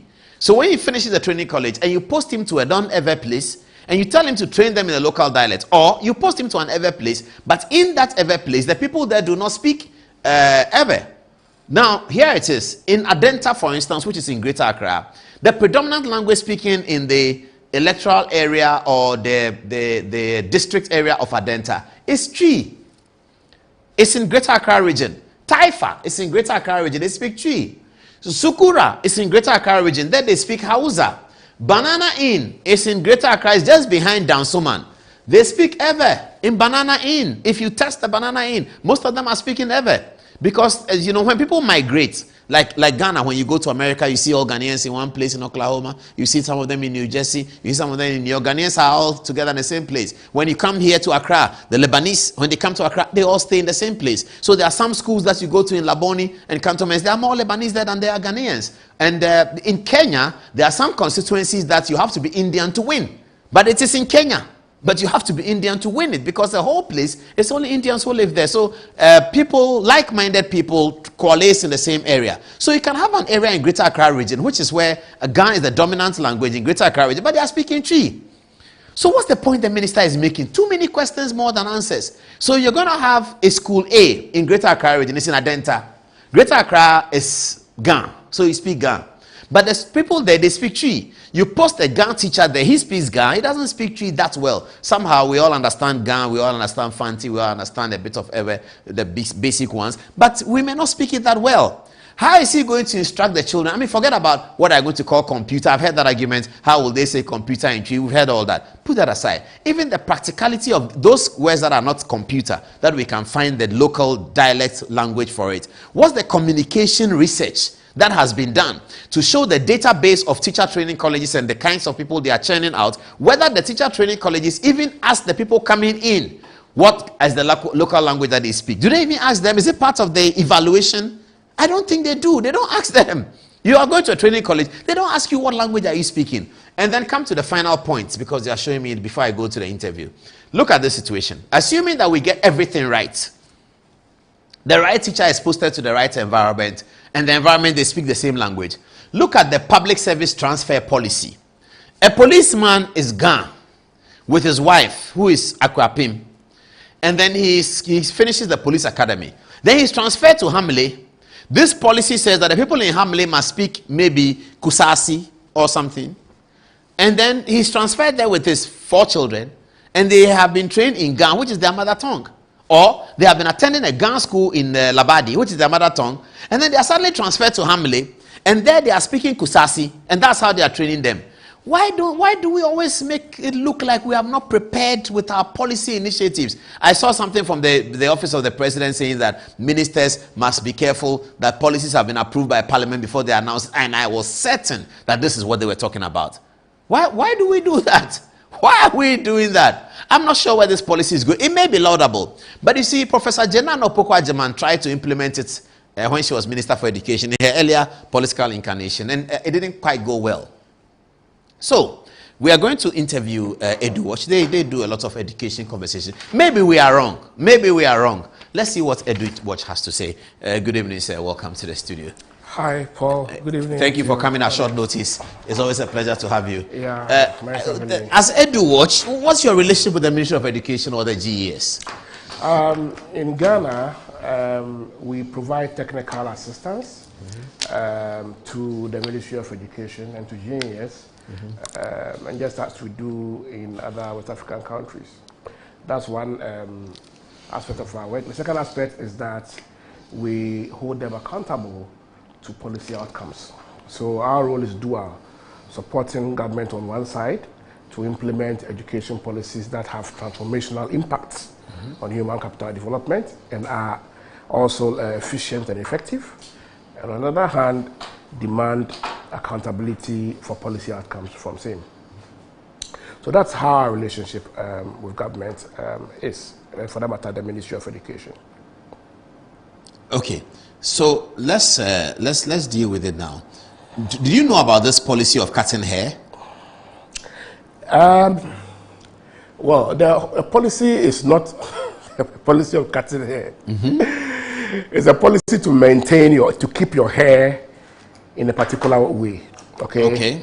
Yes, it's a rule. It's not a policy. It's a rule that exists in our public schools. Yes. Now, in secondary schools, these rules are important, and I'm explaining why educationists. I am not an educationist. I am an education policy person. I want to explain to you why educationists believe that this rule is important, and I, to a higher extent, subscribe to that. A secondary school, Ghana is the only country I know in the world where secondary education is boarding. I'm talking about public secondary education is boarding as a norm. Ghana is the only country I know in this world. Secondary means what? GSS 1? No, SSS 1 to SS 3. I'm talking upper secondary. Okay. Now, if you Ghana is the only place that upper secondary is boarding. Yes, it's the only country in the world I know where upper secondary is boarding as a norm in the public space. You mean in other countries the boarding is a fewer? Boarding is private. Private schools. Or is an exception in the public space. Okay, not the ones owned by government. Yeah, so about 85% of our secondary school students are boarders. Now, when you have a system like that, school teachers who manage schools have a huge responsibility of managing various characters from various walks of life, various backgrounds, socio-cultural, economic, you name it, as cosmopolitan as we are. One of the key challenges they face is in ensuring that as they mold character and as they mold academics, they are confronted with various practices, various cultures, various attitudes, various practices. One way they are able to manage such large numbers is by ensuring that the children in their custody adopt a uniform culture, a uniform way of life. They dress in a uniform manner. They speak in a uniform manner. They act in a uniform manner. And they appear with uniformity. That is why when we were in school, we'll go to dining hall once. Everybody will go and eat at this time. It is not because someone wanted to deny you eating at another time. We'll go and sleep after evening preps at a particular time. It is not because someone didn't want to stay longer, but it is the uniformity.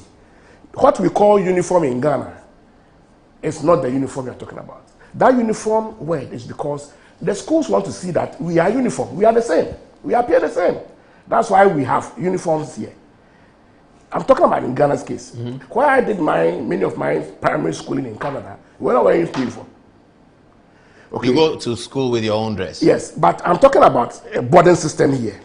And so uniformity in appearance is a sine qua non for about 100 teachers, if not less, to manage a community of 5,500 students who come and sleep there for 3-4 months. And the community is called PRESEC. Can you imagine what we go through in taking care of just 2 or 3 children at home. And a small budget managing 5,500 students. And so uniformity is very, very important to the successful management and molding of character, delivery of academics, etc. in our secondary schools. And I subscribe to that. Is that the existing rule? The rule has been there forever. The rule is that students should appear in a uniform manner. So one of the uniformity is that your hairstyle should be uniform. All of us must have the same hairstyle. Okay, uniformity doesn't mean the same, but it means similar, more or less. Not the same. We can all be in punk. Yes, because if you wear a particular hairstyle, it might take extra effort to maintain the hairstyle in school. That's one. Second, hygiene. Certain hairstyles require peculiar attention to maintain hygiene. And if hygiene is not maintained, it will obstruct public order. No, the High Court disagreed with all of this in the case of Tyrone. No. They did. They mentioned hygiene. I want to finish with the judge said he had not been sufficiently convinced that there was any hygiene issue in Tyrone. Yes. Okay. So this is what the managers, our school managers are saying. But the rule is there now, or is being implemented? No, the rule has been there since Adam. But it's not being obeyed? The intervention, it has been obeyed since Adam. The intervention in this rule was Magar. When Magar et al. And then Magar and others and Achimota case went to court, their issue was that they were Rastafarians and that keeping their locks was a manifestation of their religious belief. Correct. And so Achimota denying them admission or compelling them to cut their hair was a denial of their right to manifest their religion. Religion is a constitutional right, fundamental, just as education. And the court held that, yes, schools may have rules. I mean, schools may have the right to implement rules as part of the approaches in regulating, human beings in a school environment. They are important. But in doing so, where the rules and constitutional rights intersect, where the school rules infringe on constitutional rights, like the right to religion, the right to religion will reign supreme. It's on the basis of that the judge ordered Achimota to admit a student. In the case that we are discussing. But that means it's very easy to have other Magais. It's very easy to have other Magais. Yes. But let's situate our issue within context. In the case that has raised the conversation, which is an important conversation to have. So if I have a son in Presec, I tell the headmaster, it is our religious rule that my son must have a punk. It is up to you to go to court and explain to the court that punk is now a religion.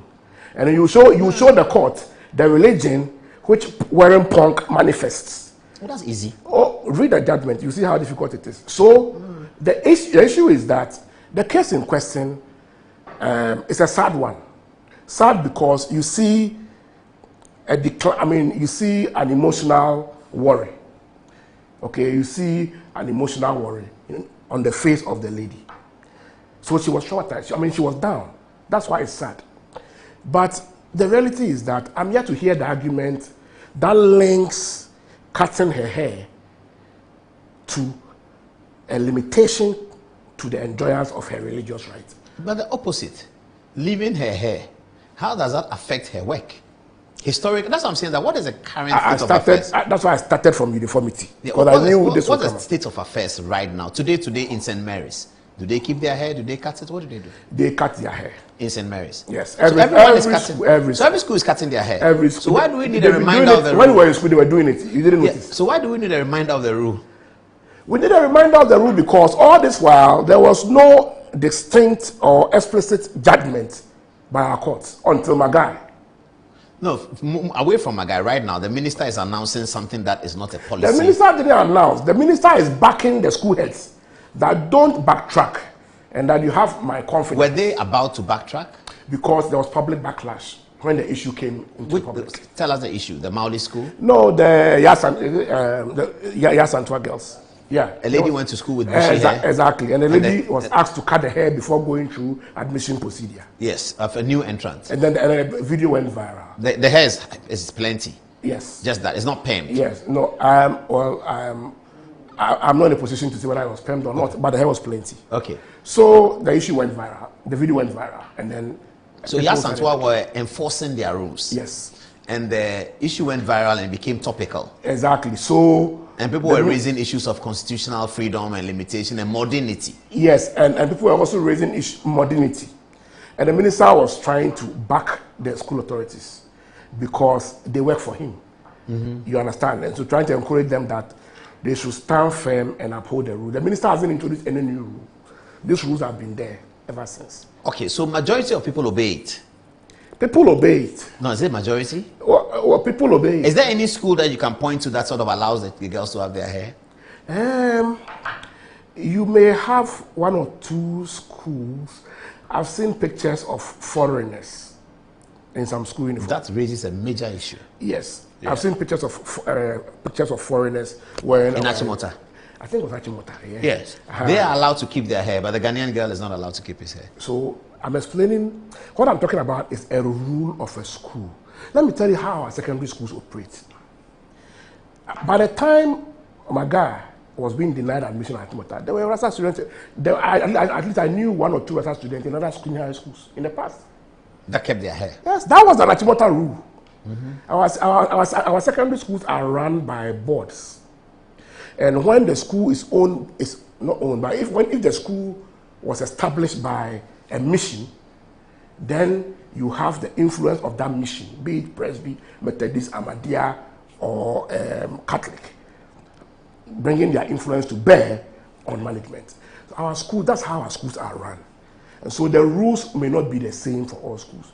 But universally, it appears that you can't keep long hair. No, but the question is, how does a foreign girl, foreign because of her color pigmentation, that's the obvious way people are determining it. How is a foreigner allowed to break the rules, but the Ghanaian is not allowed to break the rules? I'm saying I saw a picture. I don't know. Oh, it's been part of big public conversation. Yeah, I've seen it's it. A big I don't deal. know whether it's really now the naughty point.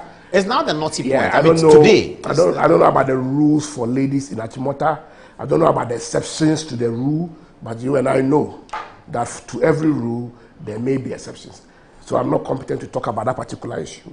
But what I know about Achimota is that for their rule for men... But Magai was an exception on basis of religion. People are complaining that the minister says, you don't have to keep a hair. People are seeing photographs all over, and people are sending the photographs. That I went to register in this school, this is the person. I went to register in this school, that's the person. So it appears that the rule doesn't have the uniformity that you are suggesting. No, what I'm saying is that our secondary schools are managed by boards. But the boards can decide on their own uniformity. The rules are universal, okay? But there may be some exemptions in some schools. Is it not as a result of modernity? When I went to Presec in 1988, you needed to wear a particular sandals. We are still wearing it. No, they don't do that anymore. No, they don't do that anymore. They don't do that anymore. Everybody must bring a sandal. You can wear your sandals however it looks like. No. It's not true. I have students in Presec I take care of. They explain how the sandals should look like. It hasn't changed. Yes, but it's not the same. It's not the same physical sandals that you are given by the school. Some of the schools actually sell the sandals there because they want you. No, so they say black shoe. Yeah. They don't give you a black shoe. Okay. So you bring a black shoe. Okay. So everybody's shoe is black, but it's different kinds. But you agree with me that the conversation you're having is about uniformity, right? Yeah, but if you say uniformity and somebody can change based on the fact that he's British, agreed that or South there African, can be some exemptions. Let me give you an exemption I know. Yeah. I know of a lady whose son attends a school in Ghana here, who for medical reasons cannot cut the son's hair. The lady brought a medical report during admission last year, and the school authorities appreciated the medical report. To every rule, there will be exemptions. So you think we are not against modernity when we do that? I don't see any correlation between what you are discussing and modernity. In Kenya, what happens? In Kenya, I've told you that in South Africa, you will see different hairstyles. But in South Africa, nobody is a boarding student in a public school. Everybody is there. In Africa, Ghana is the only country that boarding is a norm. So we have a peculiar situation. No, Ghana is a very important country that boarding is a norm. It's not a negative. For us political scientists, that's the reason why Ghana is the most peaceful country in Africa. That's part of the reason why we have not had civil war. So rules in Kenya, Ethiopia, South Africa, Malawi, which are predominantly day community day concept, cannot apply. So a day school like St. Aquinas, they are good to have their hair anyway. They are day school, total day school. I don't know about St. Aquinas. No, the point you're making is that the boarding system generates a certain level of modernity that needs to be obeyed. It's not the same as a day system. No, the point so there are day schools in Ghana. The boarding system comes with a certain level of responsibility. Fair enough, that I get requires it. So when the school is day, Bema Camp Secondary School is a day school. St. Thomas Aquinas is a day school. Laboni Secondary School has majority day and fewer boarding. Presec has more boarding, fewer day. There are day students everywhere. Does this rule then suggest that for day students they may... Achimota has almost a quarter of them being day students. I think the rule is the same. But you said you're distinguishing between day and boarding. Yeah, but the rule is the same because you and I will agree that it will be difficult for our school authorities, whose primary purpose is to provide fertile environment for teaching and learning, to be selectively applying these rules. Do you know how difficult it will be? We live in a country where, even at the national level, we have not been able to determine who can pay and who cannot pay fees. So if you tax school authorities to begin differentiating who does this and who does this, are you a day, it becomes more difficult to administer. But the day is very obvious. It's the data is so clear, it's very simple. We are outside, so it looks simple. When you are inside, it doesn't look simple. But we went to a secondary school. I went to Presec. It's a day we know. In fact, when we inform one day, are in 1D. All the days when we were in school, the day to boarding ratio was about 65 to 35. Oh, probably less. It was about 80 to 20. It was more. Today, it is boarding as a norm. And so... No, today rather? Yeah, there are more boarders today. Because it's free, so everybody wants to go and eat free. Everybody wants to go and see school free. I mean, when I was in Presec, the day students could be counted. Very few day students, very, very few. It has even reduced. It has even, So the point I'm making is increased. The number of day students in Presec now has increased. But what I agree with you is that the percentage has increased. What you are suggesting is that for day schools, predominantly day schools, no, because we can have a different rule. You're educating us that being a boarding school is an important part of this policy for the uniformity. So I'm giving you a school that is 100% day, St. Aquinas. And suggesting that what do we do with them? We could have rules that may differ, right? No, if the rules a conversation you can have. I get it. If the rules are predicated on being boarding, then it should not apply to day schools. I was explaining to you how convenient having a uniform appearance in school makes managing school easier for our school managers because our system is heavily boardingized. You are saying that, but we have some community day schools, for instance. Yes, everybody's a day. Yeah. And I'm saying that that's a conversation we can have. About those day schools? Yes. Okay. It's not a short situation because someone went to court and said that, look, my locks manifest my religion. And so I went to court, and then the frontiers were open, and now we've had religious rights being. But you are not concerned that on social media many parents are not happy with the policy. You're not concerned about it. I am concerned that parents have shown significant zeal and enthusiasm over haircuts when for 5 years we still have challenges with textbooks in our schools. And they didn't show that much enthusiasm? Parents are not even aware. Aware that what? So parents are not even aware that textbooks are scarce in our schools since 2020 when we introduced the new curriculum. To date, textbooks are scarce. Yeah, how do you know parents are not aware? But they are talking about what they are aware of. So I'm speaking in parable. I'm saying that parents are not aware because they have the zeal and the enthusiasm to discuss hair, and they are still discussing it. But we've not heard them discuss. So you think that the parents' priority may be misplaced? I think we are majoring in the minors. The parents' priority may be misplaced. We are majoring in the minors. We take our children to school. Parents should be concerned about the things that teachers require to mold their children into the reason why they took them to school. So if your children are in school and textbooks are a challenge, and parents are not talking about it, parents have the strength to talk about hair, then it means that our parents are becoming more concerned about our hair than our academics. Maybe there's one thing you are not relating to, boss. You know, you went to school in Canada, you said? Primary. Yes, primary school in Canada. And you came secondary school in Ghana? Yeah. Which school? Benkum. Benkum Secondary School, okay. You know that maybe because you went to primary school in Canada, you don't relate to the fact of the huge deficit of confidence in our children over the last 50 years. Ghanaian, if you travel abroad, and you see, if you go to London today, and you seem confident in a shop, they think you are Nigerian. They don't think you are Ghanaian. Because the average Ghanaian is quite timid over the last 50 years for some reason or the other. Now, parents are beginning to see a growing confidence in their teenagers, different from themselves. And they are beginning to see the teenagers want to express themselves. They don't want a curtailment of this process so that their children become like them, growing up into the world without confidence. That may be the reason why you are seeing a lot of outbursts from parents and saying that leave the girls alone, and you are thinking they are majoring on the minors. So don't you think that's possible? I don't think that being subjected to rules that have been affirmed and upheld by the courts is a process of making one timid. Okay. Other than that, our society will not have rules and regulations. They will have laws. They will become gather hunters, and then our society will become brutish and nasty. But you don't also look at the differences in generations of Gen Z, Gen Alpha, Gen X, and what they do and how they express themselves and how they're looking at their colleagues. When I was a Gen Z, I couldn't see on my phone. I didn't have any phone. There was no mobile phone in the world. I couldn't see how Americans are going to school. Today, the Ghanaian 15-year-old is singing the same songs that American 15-year-old is singing. It wasn't possible in my time. So they are seeing the other parts of the world. Globalization is bringing the world to them and taking their world to the other world. So they will now feel a sense of deprivation if they can see on their phone, this is happening in South Africa, this is happening in Pretoria. Why can't it happen in Accra? Our parents will rather come to appreciate that Britain, after thinking sane and moving in line with globalization for about 2 decades, just a month ago realized that their children are better off without using phones in school. A certain category of children. Globalization. No, a certain category of children. Britain's story. It's a certain category of children. At least the category that were using phones can no longer use them. Some of them. Now, when they were using the phones and we were not using the phones. We also use phones.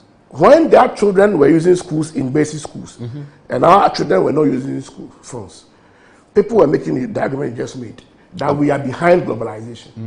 Now, as Britain now now reneged on globalization, are they now behind globalization? Are we going to say Britain is now behind civilization? Is that what we're going to say? Britain doesn't need to, because Britain has had a civilization of over 150 years leading the world. The point you're making, so they don't need to catch up. We need to catch up. But the point you're making was that Britain doesn't need to catch up. We have to catch up. No, but Britain, we banned mobile phones 20 years ago in our schools. And Britain was using it. After 20 years, Britain now learns that it is obstructive to teaching and learning. Britain so says that are you saying that they are not moving along with globalization? I don't know whether children below the age of 8 in Ghana use mobile phones, which is really what the story. That's the BBC story. Below the age of 8, that is a distraction to them. No, our schools do not permit mobile phones at the pre-tertiary level. At all. Regardless of the age. At the pre-tertiary. Yes, at the pre-tertiary. Yes, correct. So what I want to suggest to you. But when they go home, they use the phone. No. So what I want to suggest to you is that our education system, by not allowing mobile phones to be used in school in the past 20 years, did not become anti-globalization or did not become backward. Okay. The same way Britain, realizing that the mobile phone is only obstructive to teaching and learning today, Britain has not become backward. So let's not reduce globalization and the new world order to a hairstyle. Okay. But in the same way, I will say that there are conversations that should be had, like the one you raised. What if the school is a day school?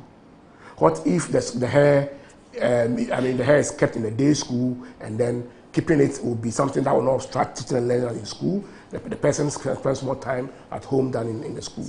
Conversations can be had. Someone went to court to expand the frontiers of the conversation we are having. So it's not an open and shut. So should we test the court's process? So parents go to court and say that the Ministry of Education cannot determine. The court said that if your cultural right is infringed upon. No, you can file a new action. You can file a new action. You can ignore that one and file a new. But I can tell you that if we are to count the top 20 challenges in our education system, hairstyle will be number 101. We should be concerned about teaching and learning resources. We should be concerned about indiscipline. We should be concerned about how integrity has been thrown to the dogs. Integrity of whom? Students, teachers, haven't you heard about examination fraud, examination malpractice? Yeah. That you write an examination and then you have about 40,000 papers being cancelled. In 1990, that happened. That's 30 years. 40,000? 1990. 40,000? The whole country was cancelled. In 1990. No. When a leakage occurs, that's happening. I'm talking about papers being cancelled, not because of leakage. But because you have copied. Yes. Okay. When did you hear that? We are now at the point where we are doing 10% malpractice rate. The highest in West Africa. 10% malpractice rate. 10%. So integrity means nothing. People go to school and they are minded to use ways and means to pass. That's the psyche. They go and learn cheating in school. Parents should be minded about so many important things that border on academics and character molding, etc.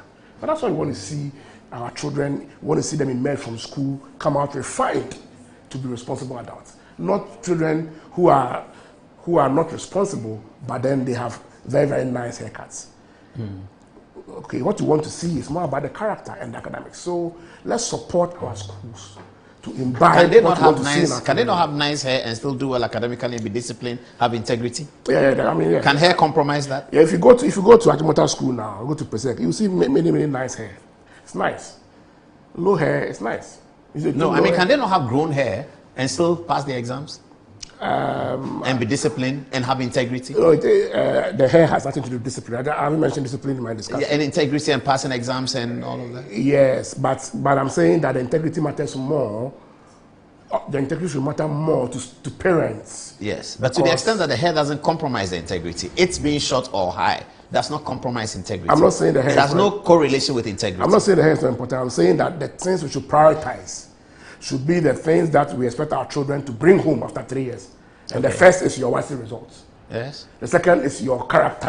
Yeah. Those two things, let's prioritize them so that our children will bring good quality of character includes confidence. Yes. When we were in school, we were giving Sakura, but we are confident. So maybe you are, but lots of us are not. No, the people with bushy hair, they are not confident. Like who? Oh, plenty people. Plenty people with bushy hair are not confident. They are confident. And some with short hair are confident. I'm confident. And let's people are confident. Okay, let's take text message. Get ready.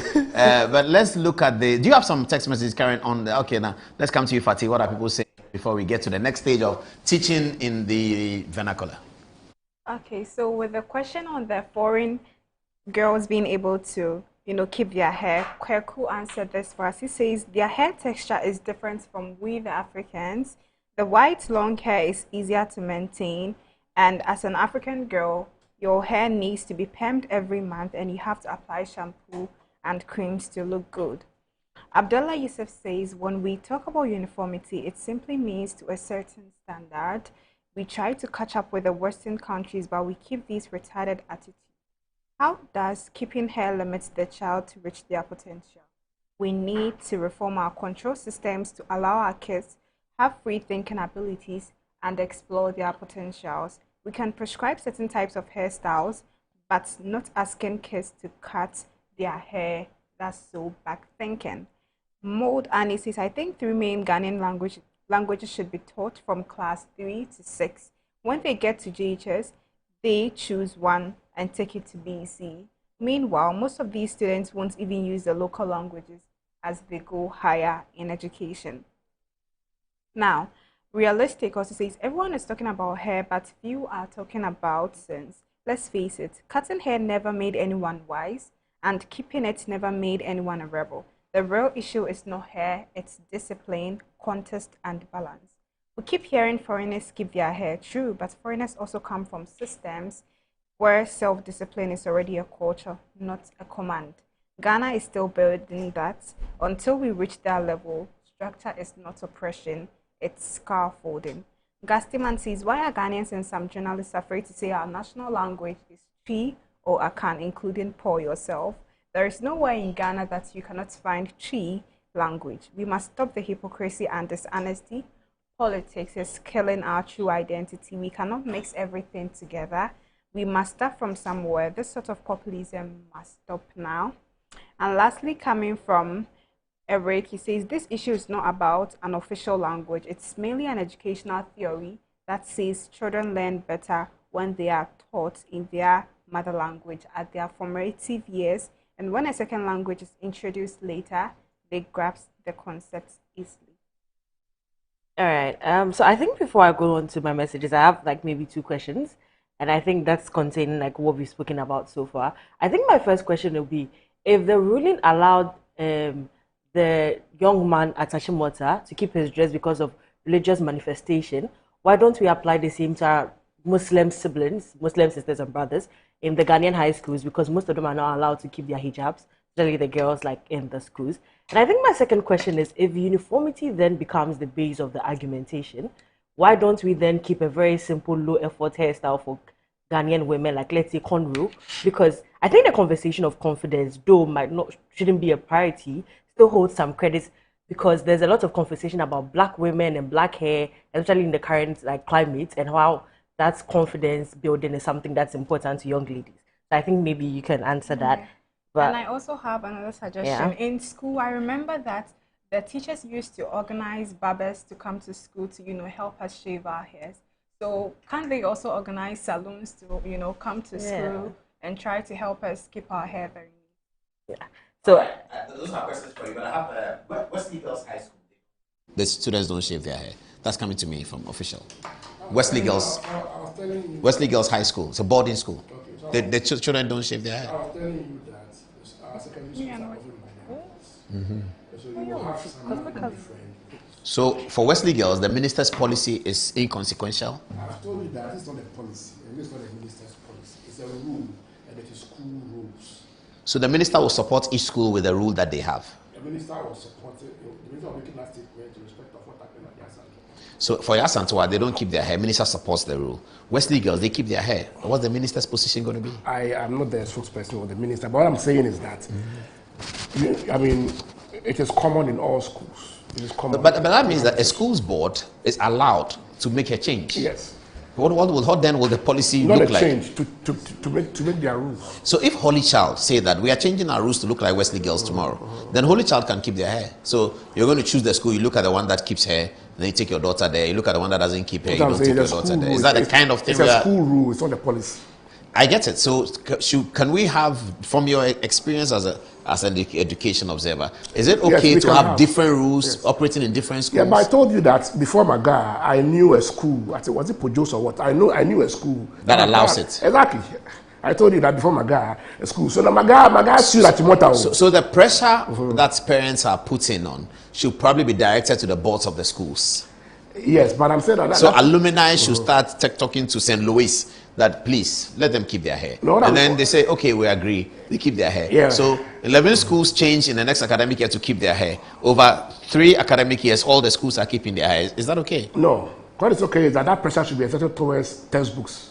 But you can't tell parents where to exert the pressure. Indiscipline in our schools. You can't tell parents where to exert their pressure. They will decide how to. Because part of my work is to support parents to demand actions from government that will improve teaching and learning. The reason they took their children to school.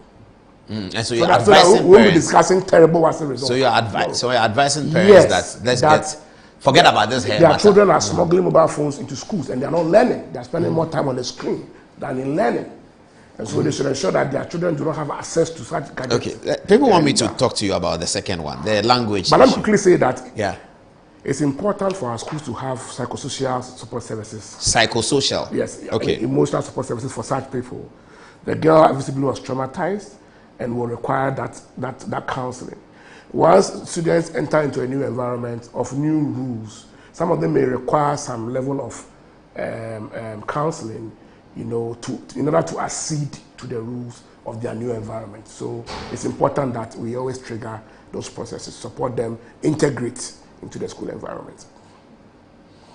Okay, let's talk about the language. The instruction, which is also not new. It's not a new policy. Yeah.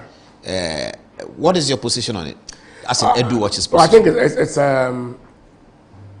it's right that teaching children at the lower primary level, at the foundational level, in a language that they are familiar with, has the capacity to improve literacy, by 30% compared to children you teach in an unknown language.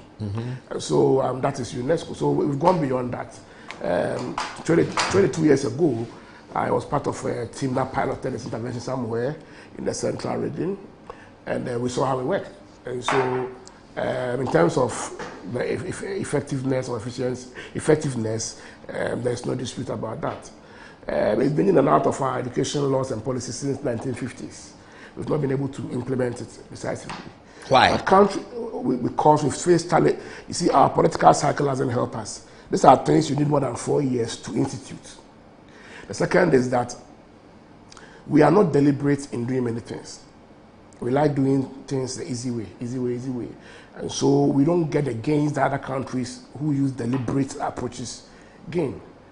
You know, I saw you present about countries that have done in South Africa, countries that have what you call a national language, not an official language, but national language. But you see, Paul, if you read the literature very well, there are countries in Africa that are multilingual, that have successfully implemented this policy for the past 30 years too. Through all the languages or through a particular one? You see, if you look at all the languages, you will never progress because you are looking at an intervention. This is an intervention normally targeted at children on the lower level of the learning map. So you put together Ghana's learning map. Children who are in the lowest underperforming school, okay, children in schools where learning is low. Those are the children you are targeting with intervention. The deprived schools. Academically deprived, if you want to call it that way. Okay, so you take it to schools that have learning poverty cases at the foundational level. That is where you take this to. Not every school. So it's an intervention. If you go to Ethiopia has been running this policy since 1994. Ethiopia has close to 100 languages. What language does Ethiopia identify as a national language? Don't they identify? Two, the Amharic and then English. You see, there's a difference between English. There's a difference between language, national language, and official language. Ghana, our official language is English. Yes, but we don't have a national language. So those countries, they have official language and a national language. Go to Malawi, they've been doing this policy for a long time. Mozambique, now have 45 languages, but their official language is Portuguese. But they've been implementing this. I was in Mozambique sometime. So what national language do they use to implement this? No, you don't need to have a national language. You use the 45 languages, 42 languages available in Mozambique. Okay. So according to the map, the learning map, where there is learning poverty at the foundational level, and you need to deploy interventions there. Based on the language being spoken in the area, you deploy. Fair enough. So it is not a straight jacket for it. The policy is a flexible language policy. It's not a strictly indigenous language policy. But the minister said the dialect. You have to train the children in their local dialect. Yes, that is to say their first language. In the language that they are comfortable or they are familiar in. Yes, language that they started speaking because some of these children are 3 years old. And the language that they speak in the house, yes. The language they speak in the house. Yes. That makes it even more complicated. No. Because you know that across the map in Ghana, in the house these days, many people speak English. If you have an outdooring of a young child and your friends come to see them, irrespective of the income bracket, they look at the child and say, "How are you?" That's you get that. So you get English there, right? So that's English. So you are teaching in a class. You are teaching someone. You are teaching children about part of a phone. You have 30 children in the class. 10 of them do not hear English. They are comfortable with Chi. All 10 Chi, or 6 of them Chi. There are 30 4 of them 30 in the class. 20 can hear English. 10 they can't hear English. They can hear Chi. The 10. Are they all 10 speaking Chi, or 6 of them are Chi, 4 of them are Ghana? Which is what you are very likely to get in a Ghanaian class. So I'm talking about my assumption. Okay. 10 speak Chi, and then the 20, can appreciate the English. As a teacher, nothing stops you from doing your differentiated learning. And then engaging these 20 in English, and then this 10 in maths. What if the teacher cannot speak? What if the teacher cannot speak Chi? No, so let's start from there. So I want to explain to you that it's actually a bilingual, or if you like, a multilingual policy in the classroom. Yes, fair enough. Fine. Now let's move from there to the next level. What if the teacher is deficient in the second or the third language? Right? Yes. So you have some teachers speaking only English, few. every teacher at least will end up having one indigenous language, either Twi or whatever it is. From where they come from. Exactly.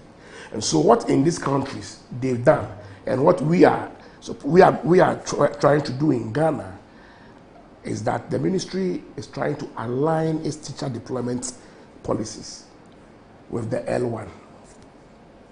7-8 years ago, research was done to review one of the reasons why the National Literacy Accelerator Program, which was the program we did here for the local language program, USAID supported it, why we couldn't sustain it. And it was about the lack of consistent supply of teachers with the L1, that's the mother tongue knowledge.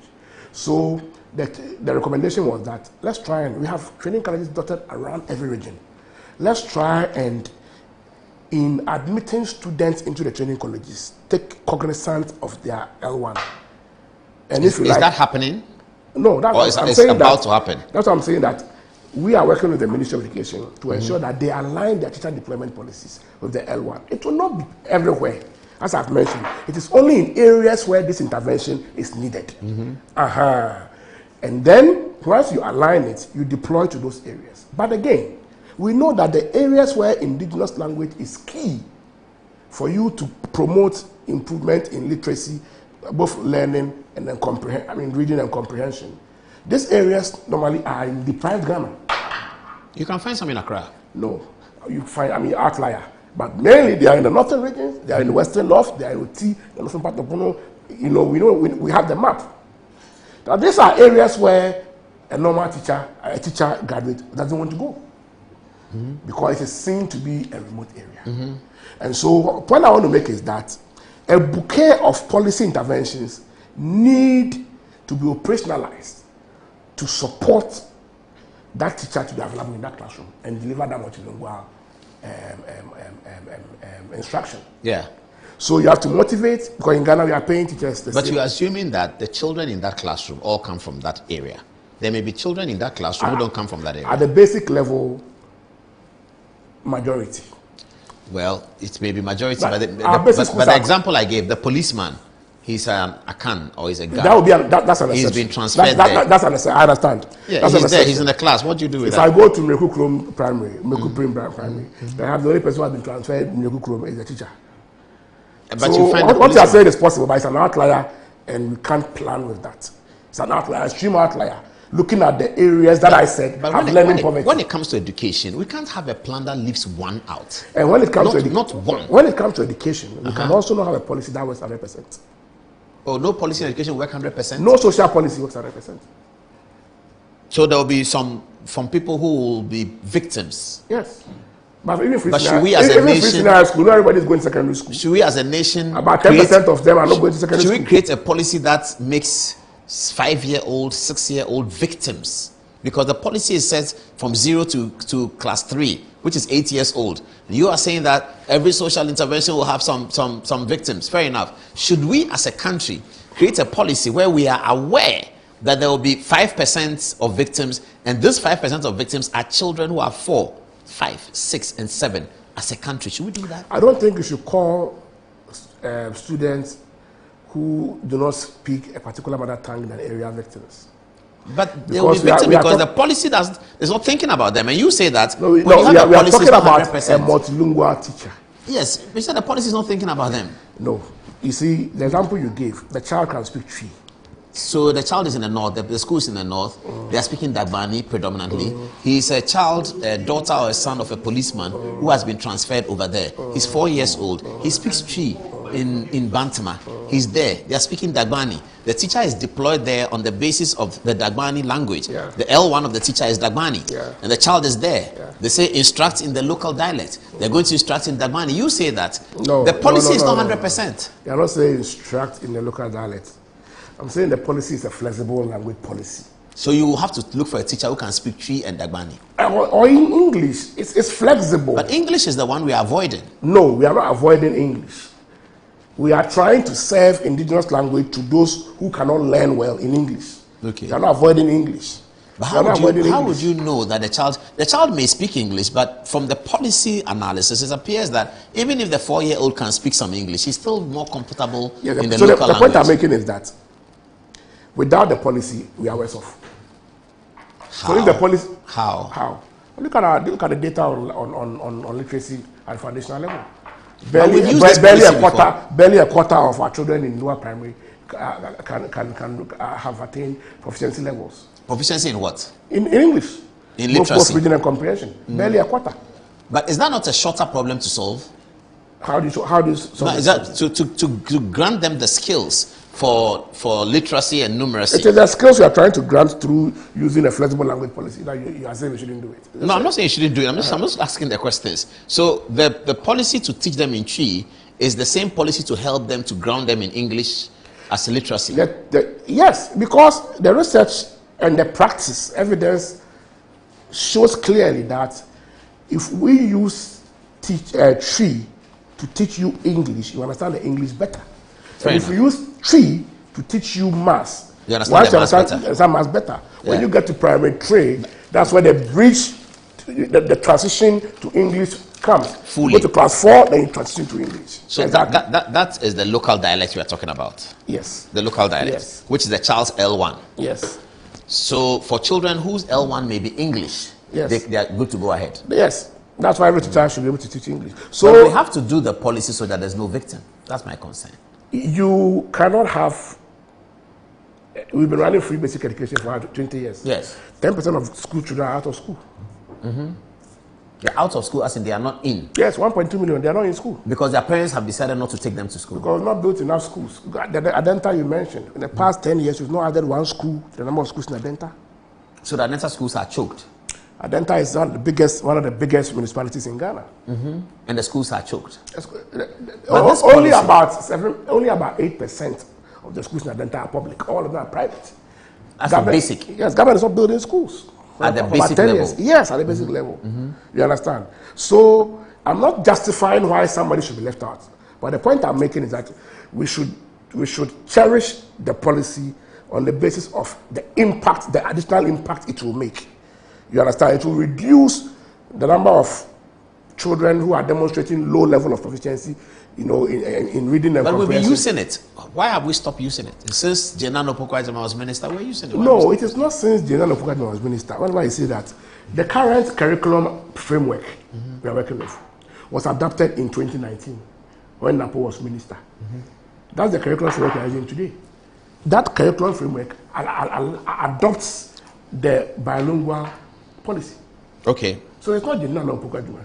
No, I'm not politicizing it. I'm just saying you said when she was minister. And another new curriculum. She was minister. She said a lot about but we didn't start it then. That's why. And the point I want to make is that I think that the previous government saw wisdom, in the efficacy of the policy. That's why they continued it and adapted it as part of the new curriculum. And USAID supported in printing textbooks in various languages at the foundational level. So we shouldn't consign the policy to be a certain political dispensations in initiative. No. My first encounter with this pilot was in 2001, as I mentioned, after it had been done under a Mortina project in South Africa and brought to Ghana. And so I think that it is a policy we must strengthen. If there is political emphasis today on the need to rekindle that policy, strengthen our teacher deployment systems and align same with the policy, I think we should take advantage of it and then pursue it. It will help children in the areas that I'm talking about. Children in class 3 who cannot read and write, who cannot read 3-letter words with comprehension. They are in class 3. Okay?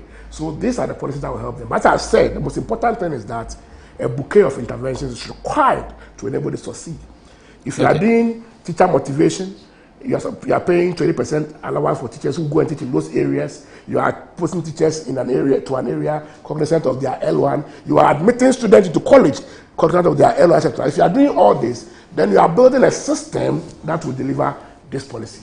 It is not just one silver bullet that will deliver it. It has to be a bouquet of interventions. I think your point is well made. And let's look at the concluding text messages. And one says that why is the child going to school? The outcome of the child going to school is basically to study, broaden their horizon, and widen their scope. This includes learning English. We all began school without knowing how to speak English, but we went through, learned, and we spoke it.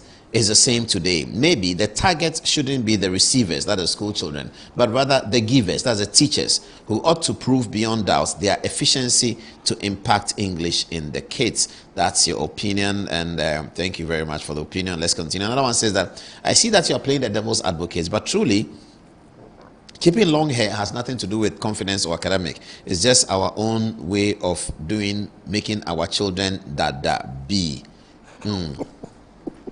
Okay. Another one says that your line of arguments justifies disorder to modernity. All God's creation follow order, and there should be order in our schools. Another person who is in favor of keeping the hair low. People are sending me videos of Foreign Minister on 25th March 2021. Current Foreign Minister said in Parliament on the issue of Achimota that they should allow the children to keep their hair all through. What is the government saying now? That's a political matter. Eduwatch cannot answer that. Okay, let me take a last round of text messages, and I go to Alassane Bello, who is going to tell us about the security threats in Nigeria, and then we can conclude. So let me start with you, Ella. What are people saying?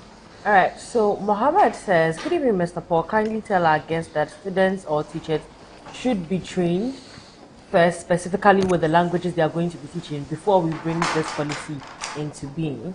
Greatness J says, do we have teachers to do the policy? Why would you put someone in Ashanti region who speaks Twi, who doesn't speak Twi? So how do you intend to produce any results? Rabi says that you are suggesting we get a counselor for the girl because she is traumatized for being forced to cut her hair, yet you do not see the reason to get hairdressers to help her keep her hair while in school. Atta Ernest says, today a student's competence and intellect is determined by how he or she is fluent in speaking English. Let's allow the English to stay. Emmanuel says we could establish hair salons on various campuses so that learners can take proper care of their hair. If the boys are allowed to go and have haircuts, then girls should be also allowed to visit salons or washing bays and style their hairs as well. Lastly, from Banowo, he says, Ghana's many languages makes this policy a bit difficult to apply. When families move from one religion to another, children would have to learn new local languages, disrupting their studies. Such frequent changes would confuse pupils and affect their academic process. Therefore, while the idea supports cultural preservation, it is not very practical for Ghana's diverse and mobile society. I think Educare does a very good job of explaining how the policy might still work. All right, over to you, Fatih. All right, thank you.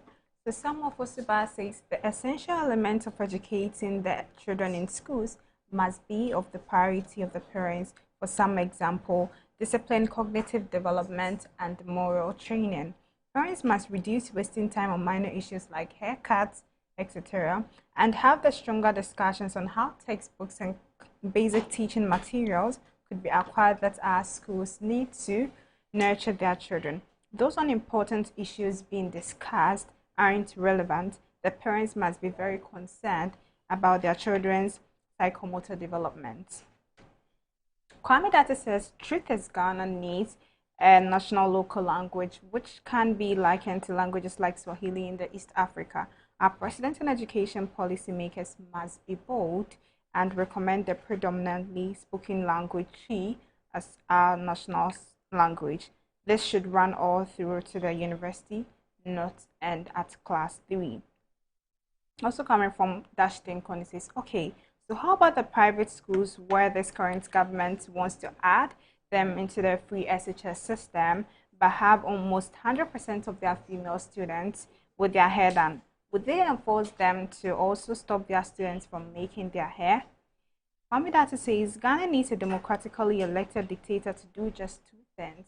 One, which he states, make the dominantly spoken language, which I believe is Twi, even that settle on either Asante Twi or Kwapim Twi as our national language that should be taught like English and made compulsory for all. Then 2, allow the mother tongue of the student to be encouraged and spoken by the student. Now back to you, Paul. What's your last word for tonight? Well, I think it's important that the Ministry of Education, as it has indicated its intention to strengthen the implementation of the L1 policy, takes an opportunity to do a comprehensive review of the process so far, and then formalize the approach. We want to see a new policy being developed that strengthens the weaknesses in the old approach. I want to see that new policy fleshing out how this approach takes into cognizance alignment of teacher education policies with the L1, teacher motivation with the L1, teacher KPIs with the LI, etc., etc., with the L1. And so once we are able to have a much more structured implementation arrangement, I'm sure that we should be able to reap the benefits that other countries with 95 languages have been able to reap. On the hair issue, I think that let's be more concerned about the teaching and learning resources that our kids require in our secondary schools. Parents should be more concerned about what teachers are using to teach our children, and also be more concerned about their children not being exposed to social media while they are in school.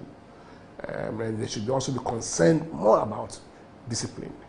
For me, these are the three things that every parent should be proud of, to see their children graduate and come home and manifest positively. Thank you very much, and thank you very much for the work you're doing. EduWatch is not a small matter. As an NGO, it's not for profit, and they work very hard to keep an eye on education policy. Thank you very much, sir. Pleasure, Ismail. All right, let me move to the touch screen and join Alassane Bello for the last 5 minutes, where he's going to tell us about the security situation in Nigeria. Bello, what's happening in Nigeria?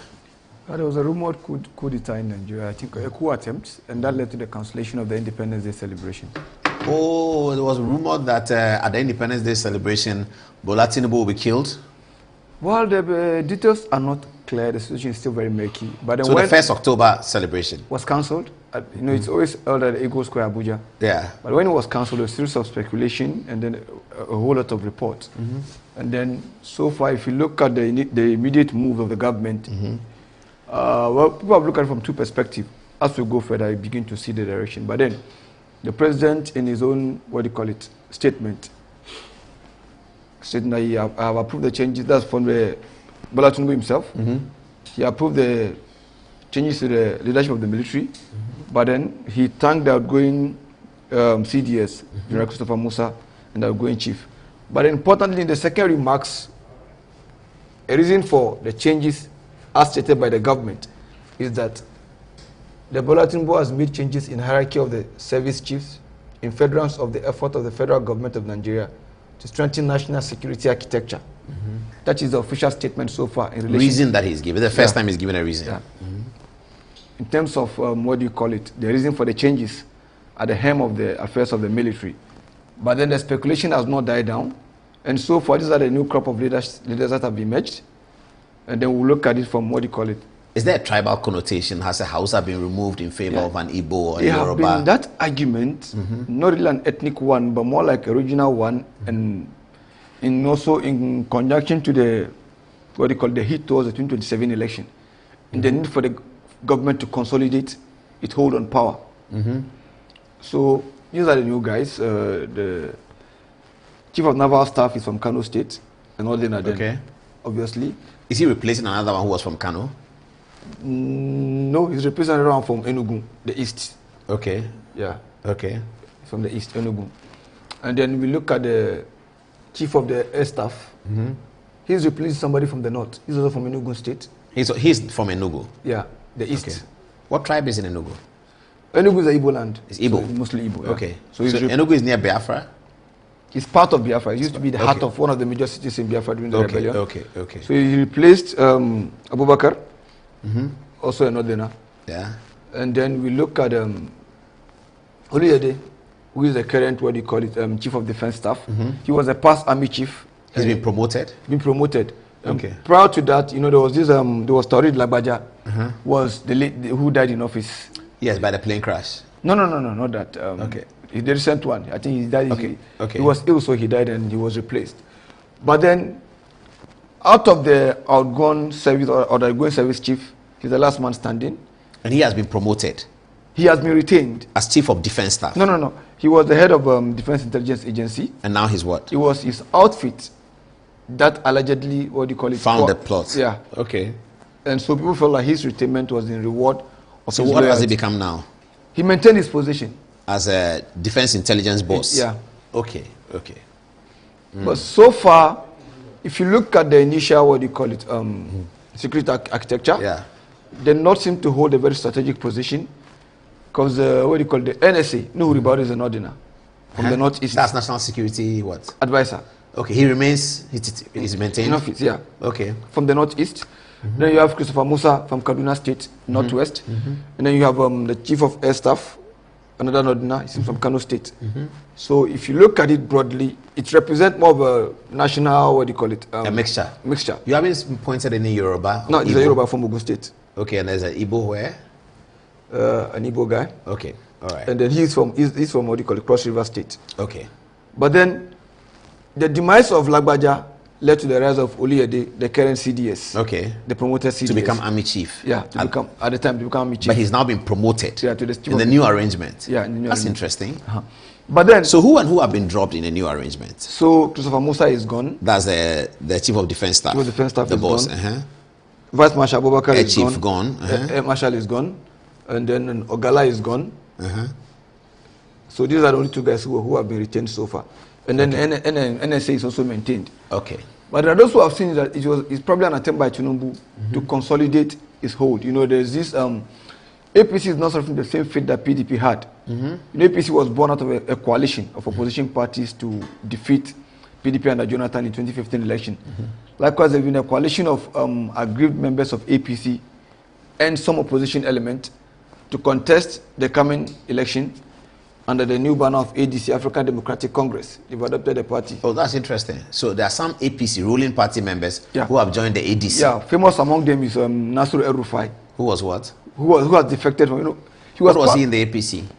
He was actually an architect of Tinubu's, what do you call it, victory. Okay, He was victory, Tinubu's voice in the north. I see. He vehemently campaigned for Tinubu, but with the ascent of Tinubu into office, he felt sidelined. And then that led to his, what do you call it, eventual exit from the party. So he's formed a new party with Atiku and he joined Peter Obi. I think it's an existing party, one of those smaller parties. Okay, they just revived adopted. It. Yeah. And so these three are all in ADC. Yeah, and a lot. So Obi and Atiku are in the same party today, towards 2027. Are they going to be the two on the ticket? Well, so far, the flag bearership has not been decided. But then everybody is now joining the fray. So Peter Obi, has left the Labour Party. Yep. But the Labour Party is still a registered party. Even before he joined Labour Party was a registered. It was already there. Okay, Yeah. so he's left the Labour Party and joined ADC. Yeah. Atiku has left the PDP and joined the ADC. Yeah. And you say he's who? So these two are from PDP initially, you know. Yeah, originally. And Originally then from PDP. He went to Labour. That's why some said in actually the previous election, there wasn't APC that won, it was PDP that lost. Because if you do the calculation, if you look at Atiku's vote, Obi's vote, and Kwankwaso's vote, and you put it together, they beat more than what Tinubu got. Okay. So Kwankwaso is still independent?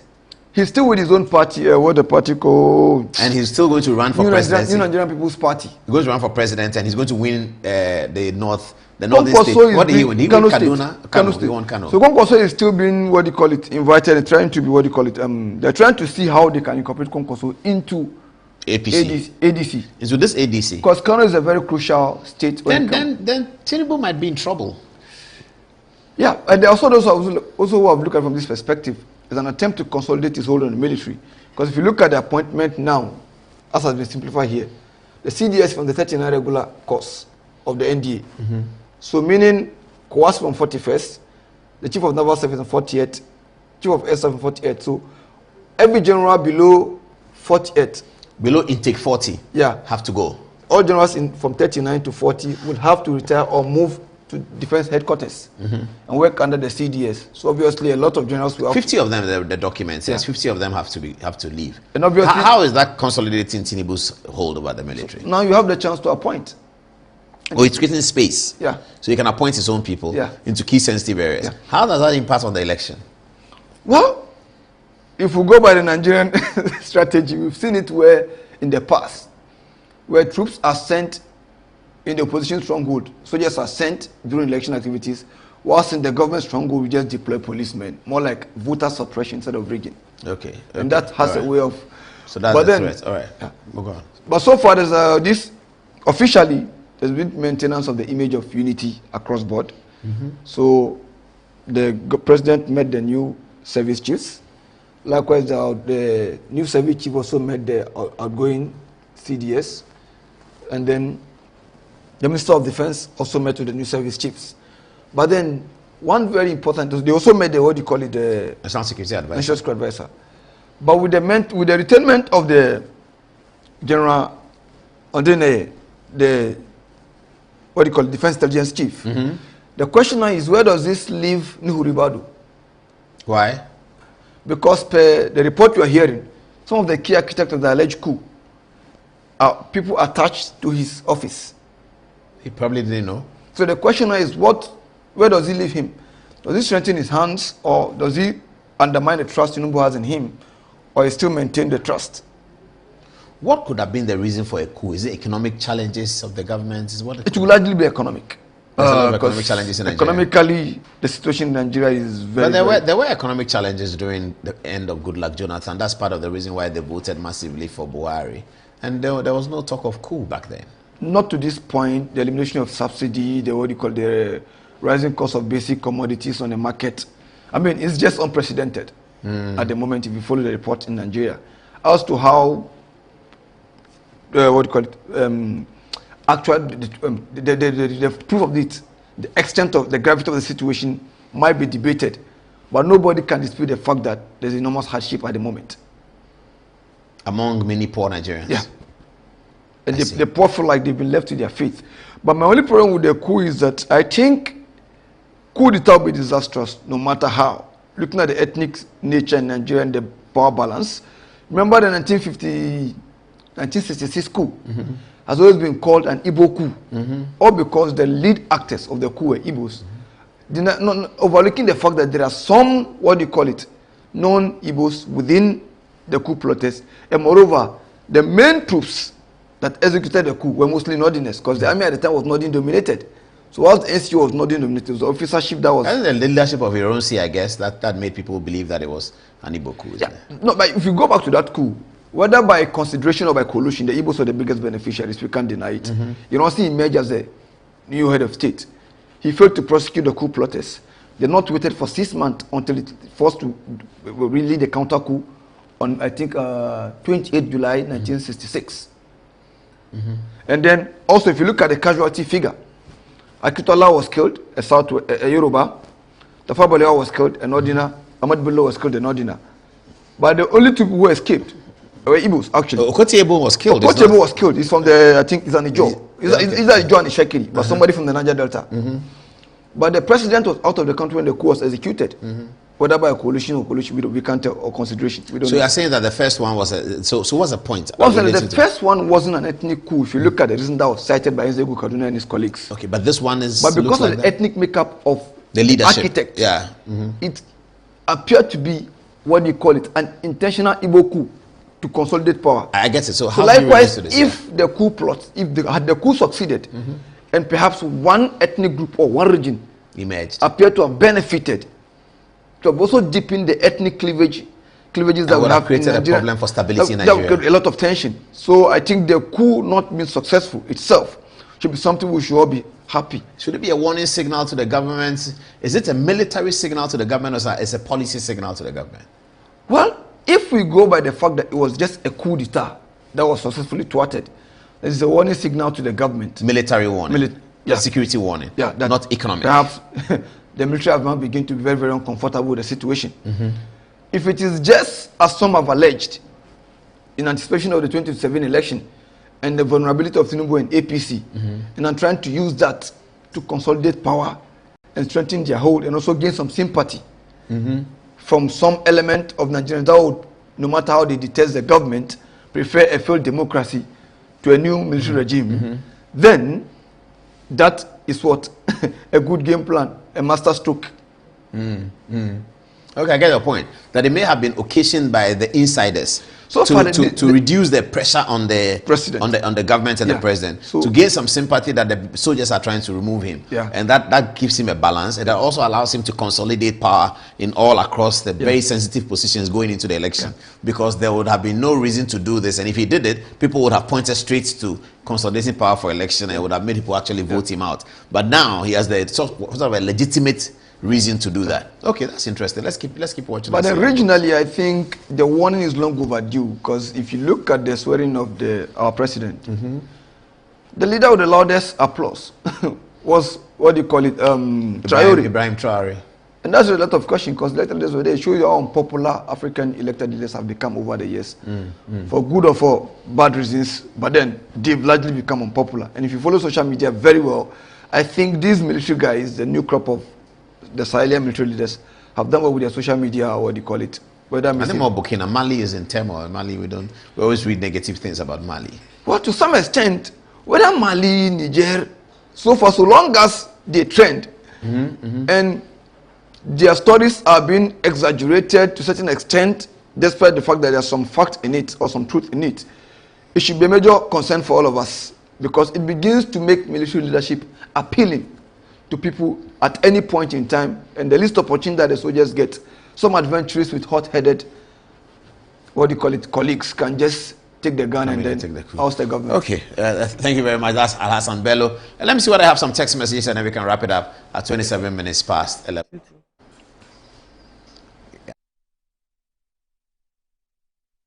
All right, so coming from Master Planner Junior, it says interesting stories from Nigeria. Great analysis, Bello. Anyways, today is my birthday. Happy birthday, Master Planner Junior. Alex Tifosi says, I'm surprised. He's saying Obi, who is the leader of the Labour Party, has left the party before he was with Atiku in the ADC and left to form Labour Party. What do you have for us? All right, so I think that there are very few messages on the Nigerian story. This one is from Richard. He says, I salute you, Paul. If according to the man, haircut is not a priority area for as far as education is concerned, why is the minister not addressing relevant challenges and leaving the mundane ones that do not add up? Let us take him at his best. Gabriel says, there are words today that I can say in Ewe but difficult to get in English. Most of my research got some, but not all. So when the local language is used to teach English, you better understand and you can better understand and easily say things in English that you usually wouldn't. Lastly, this one is from Zudin. He says, good evening, Mr. Paul. Kindly tell our guests that the teachers have to equally be trained first before they are allocated to any of the regions. Back to you, Paul. Okay, we are staying with us until 11:13 at night. Thanks for watching this edition. Good night. Jesse, come and take some. Come and take.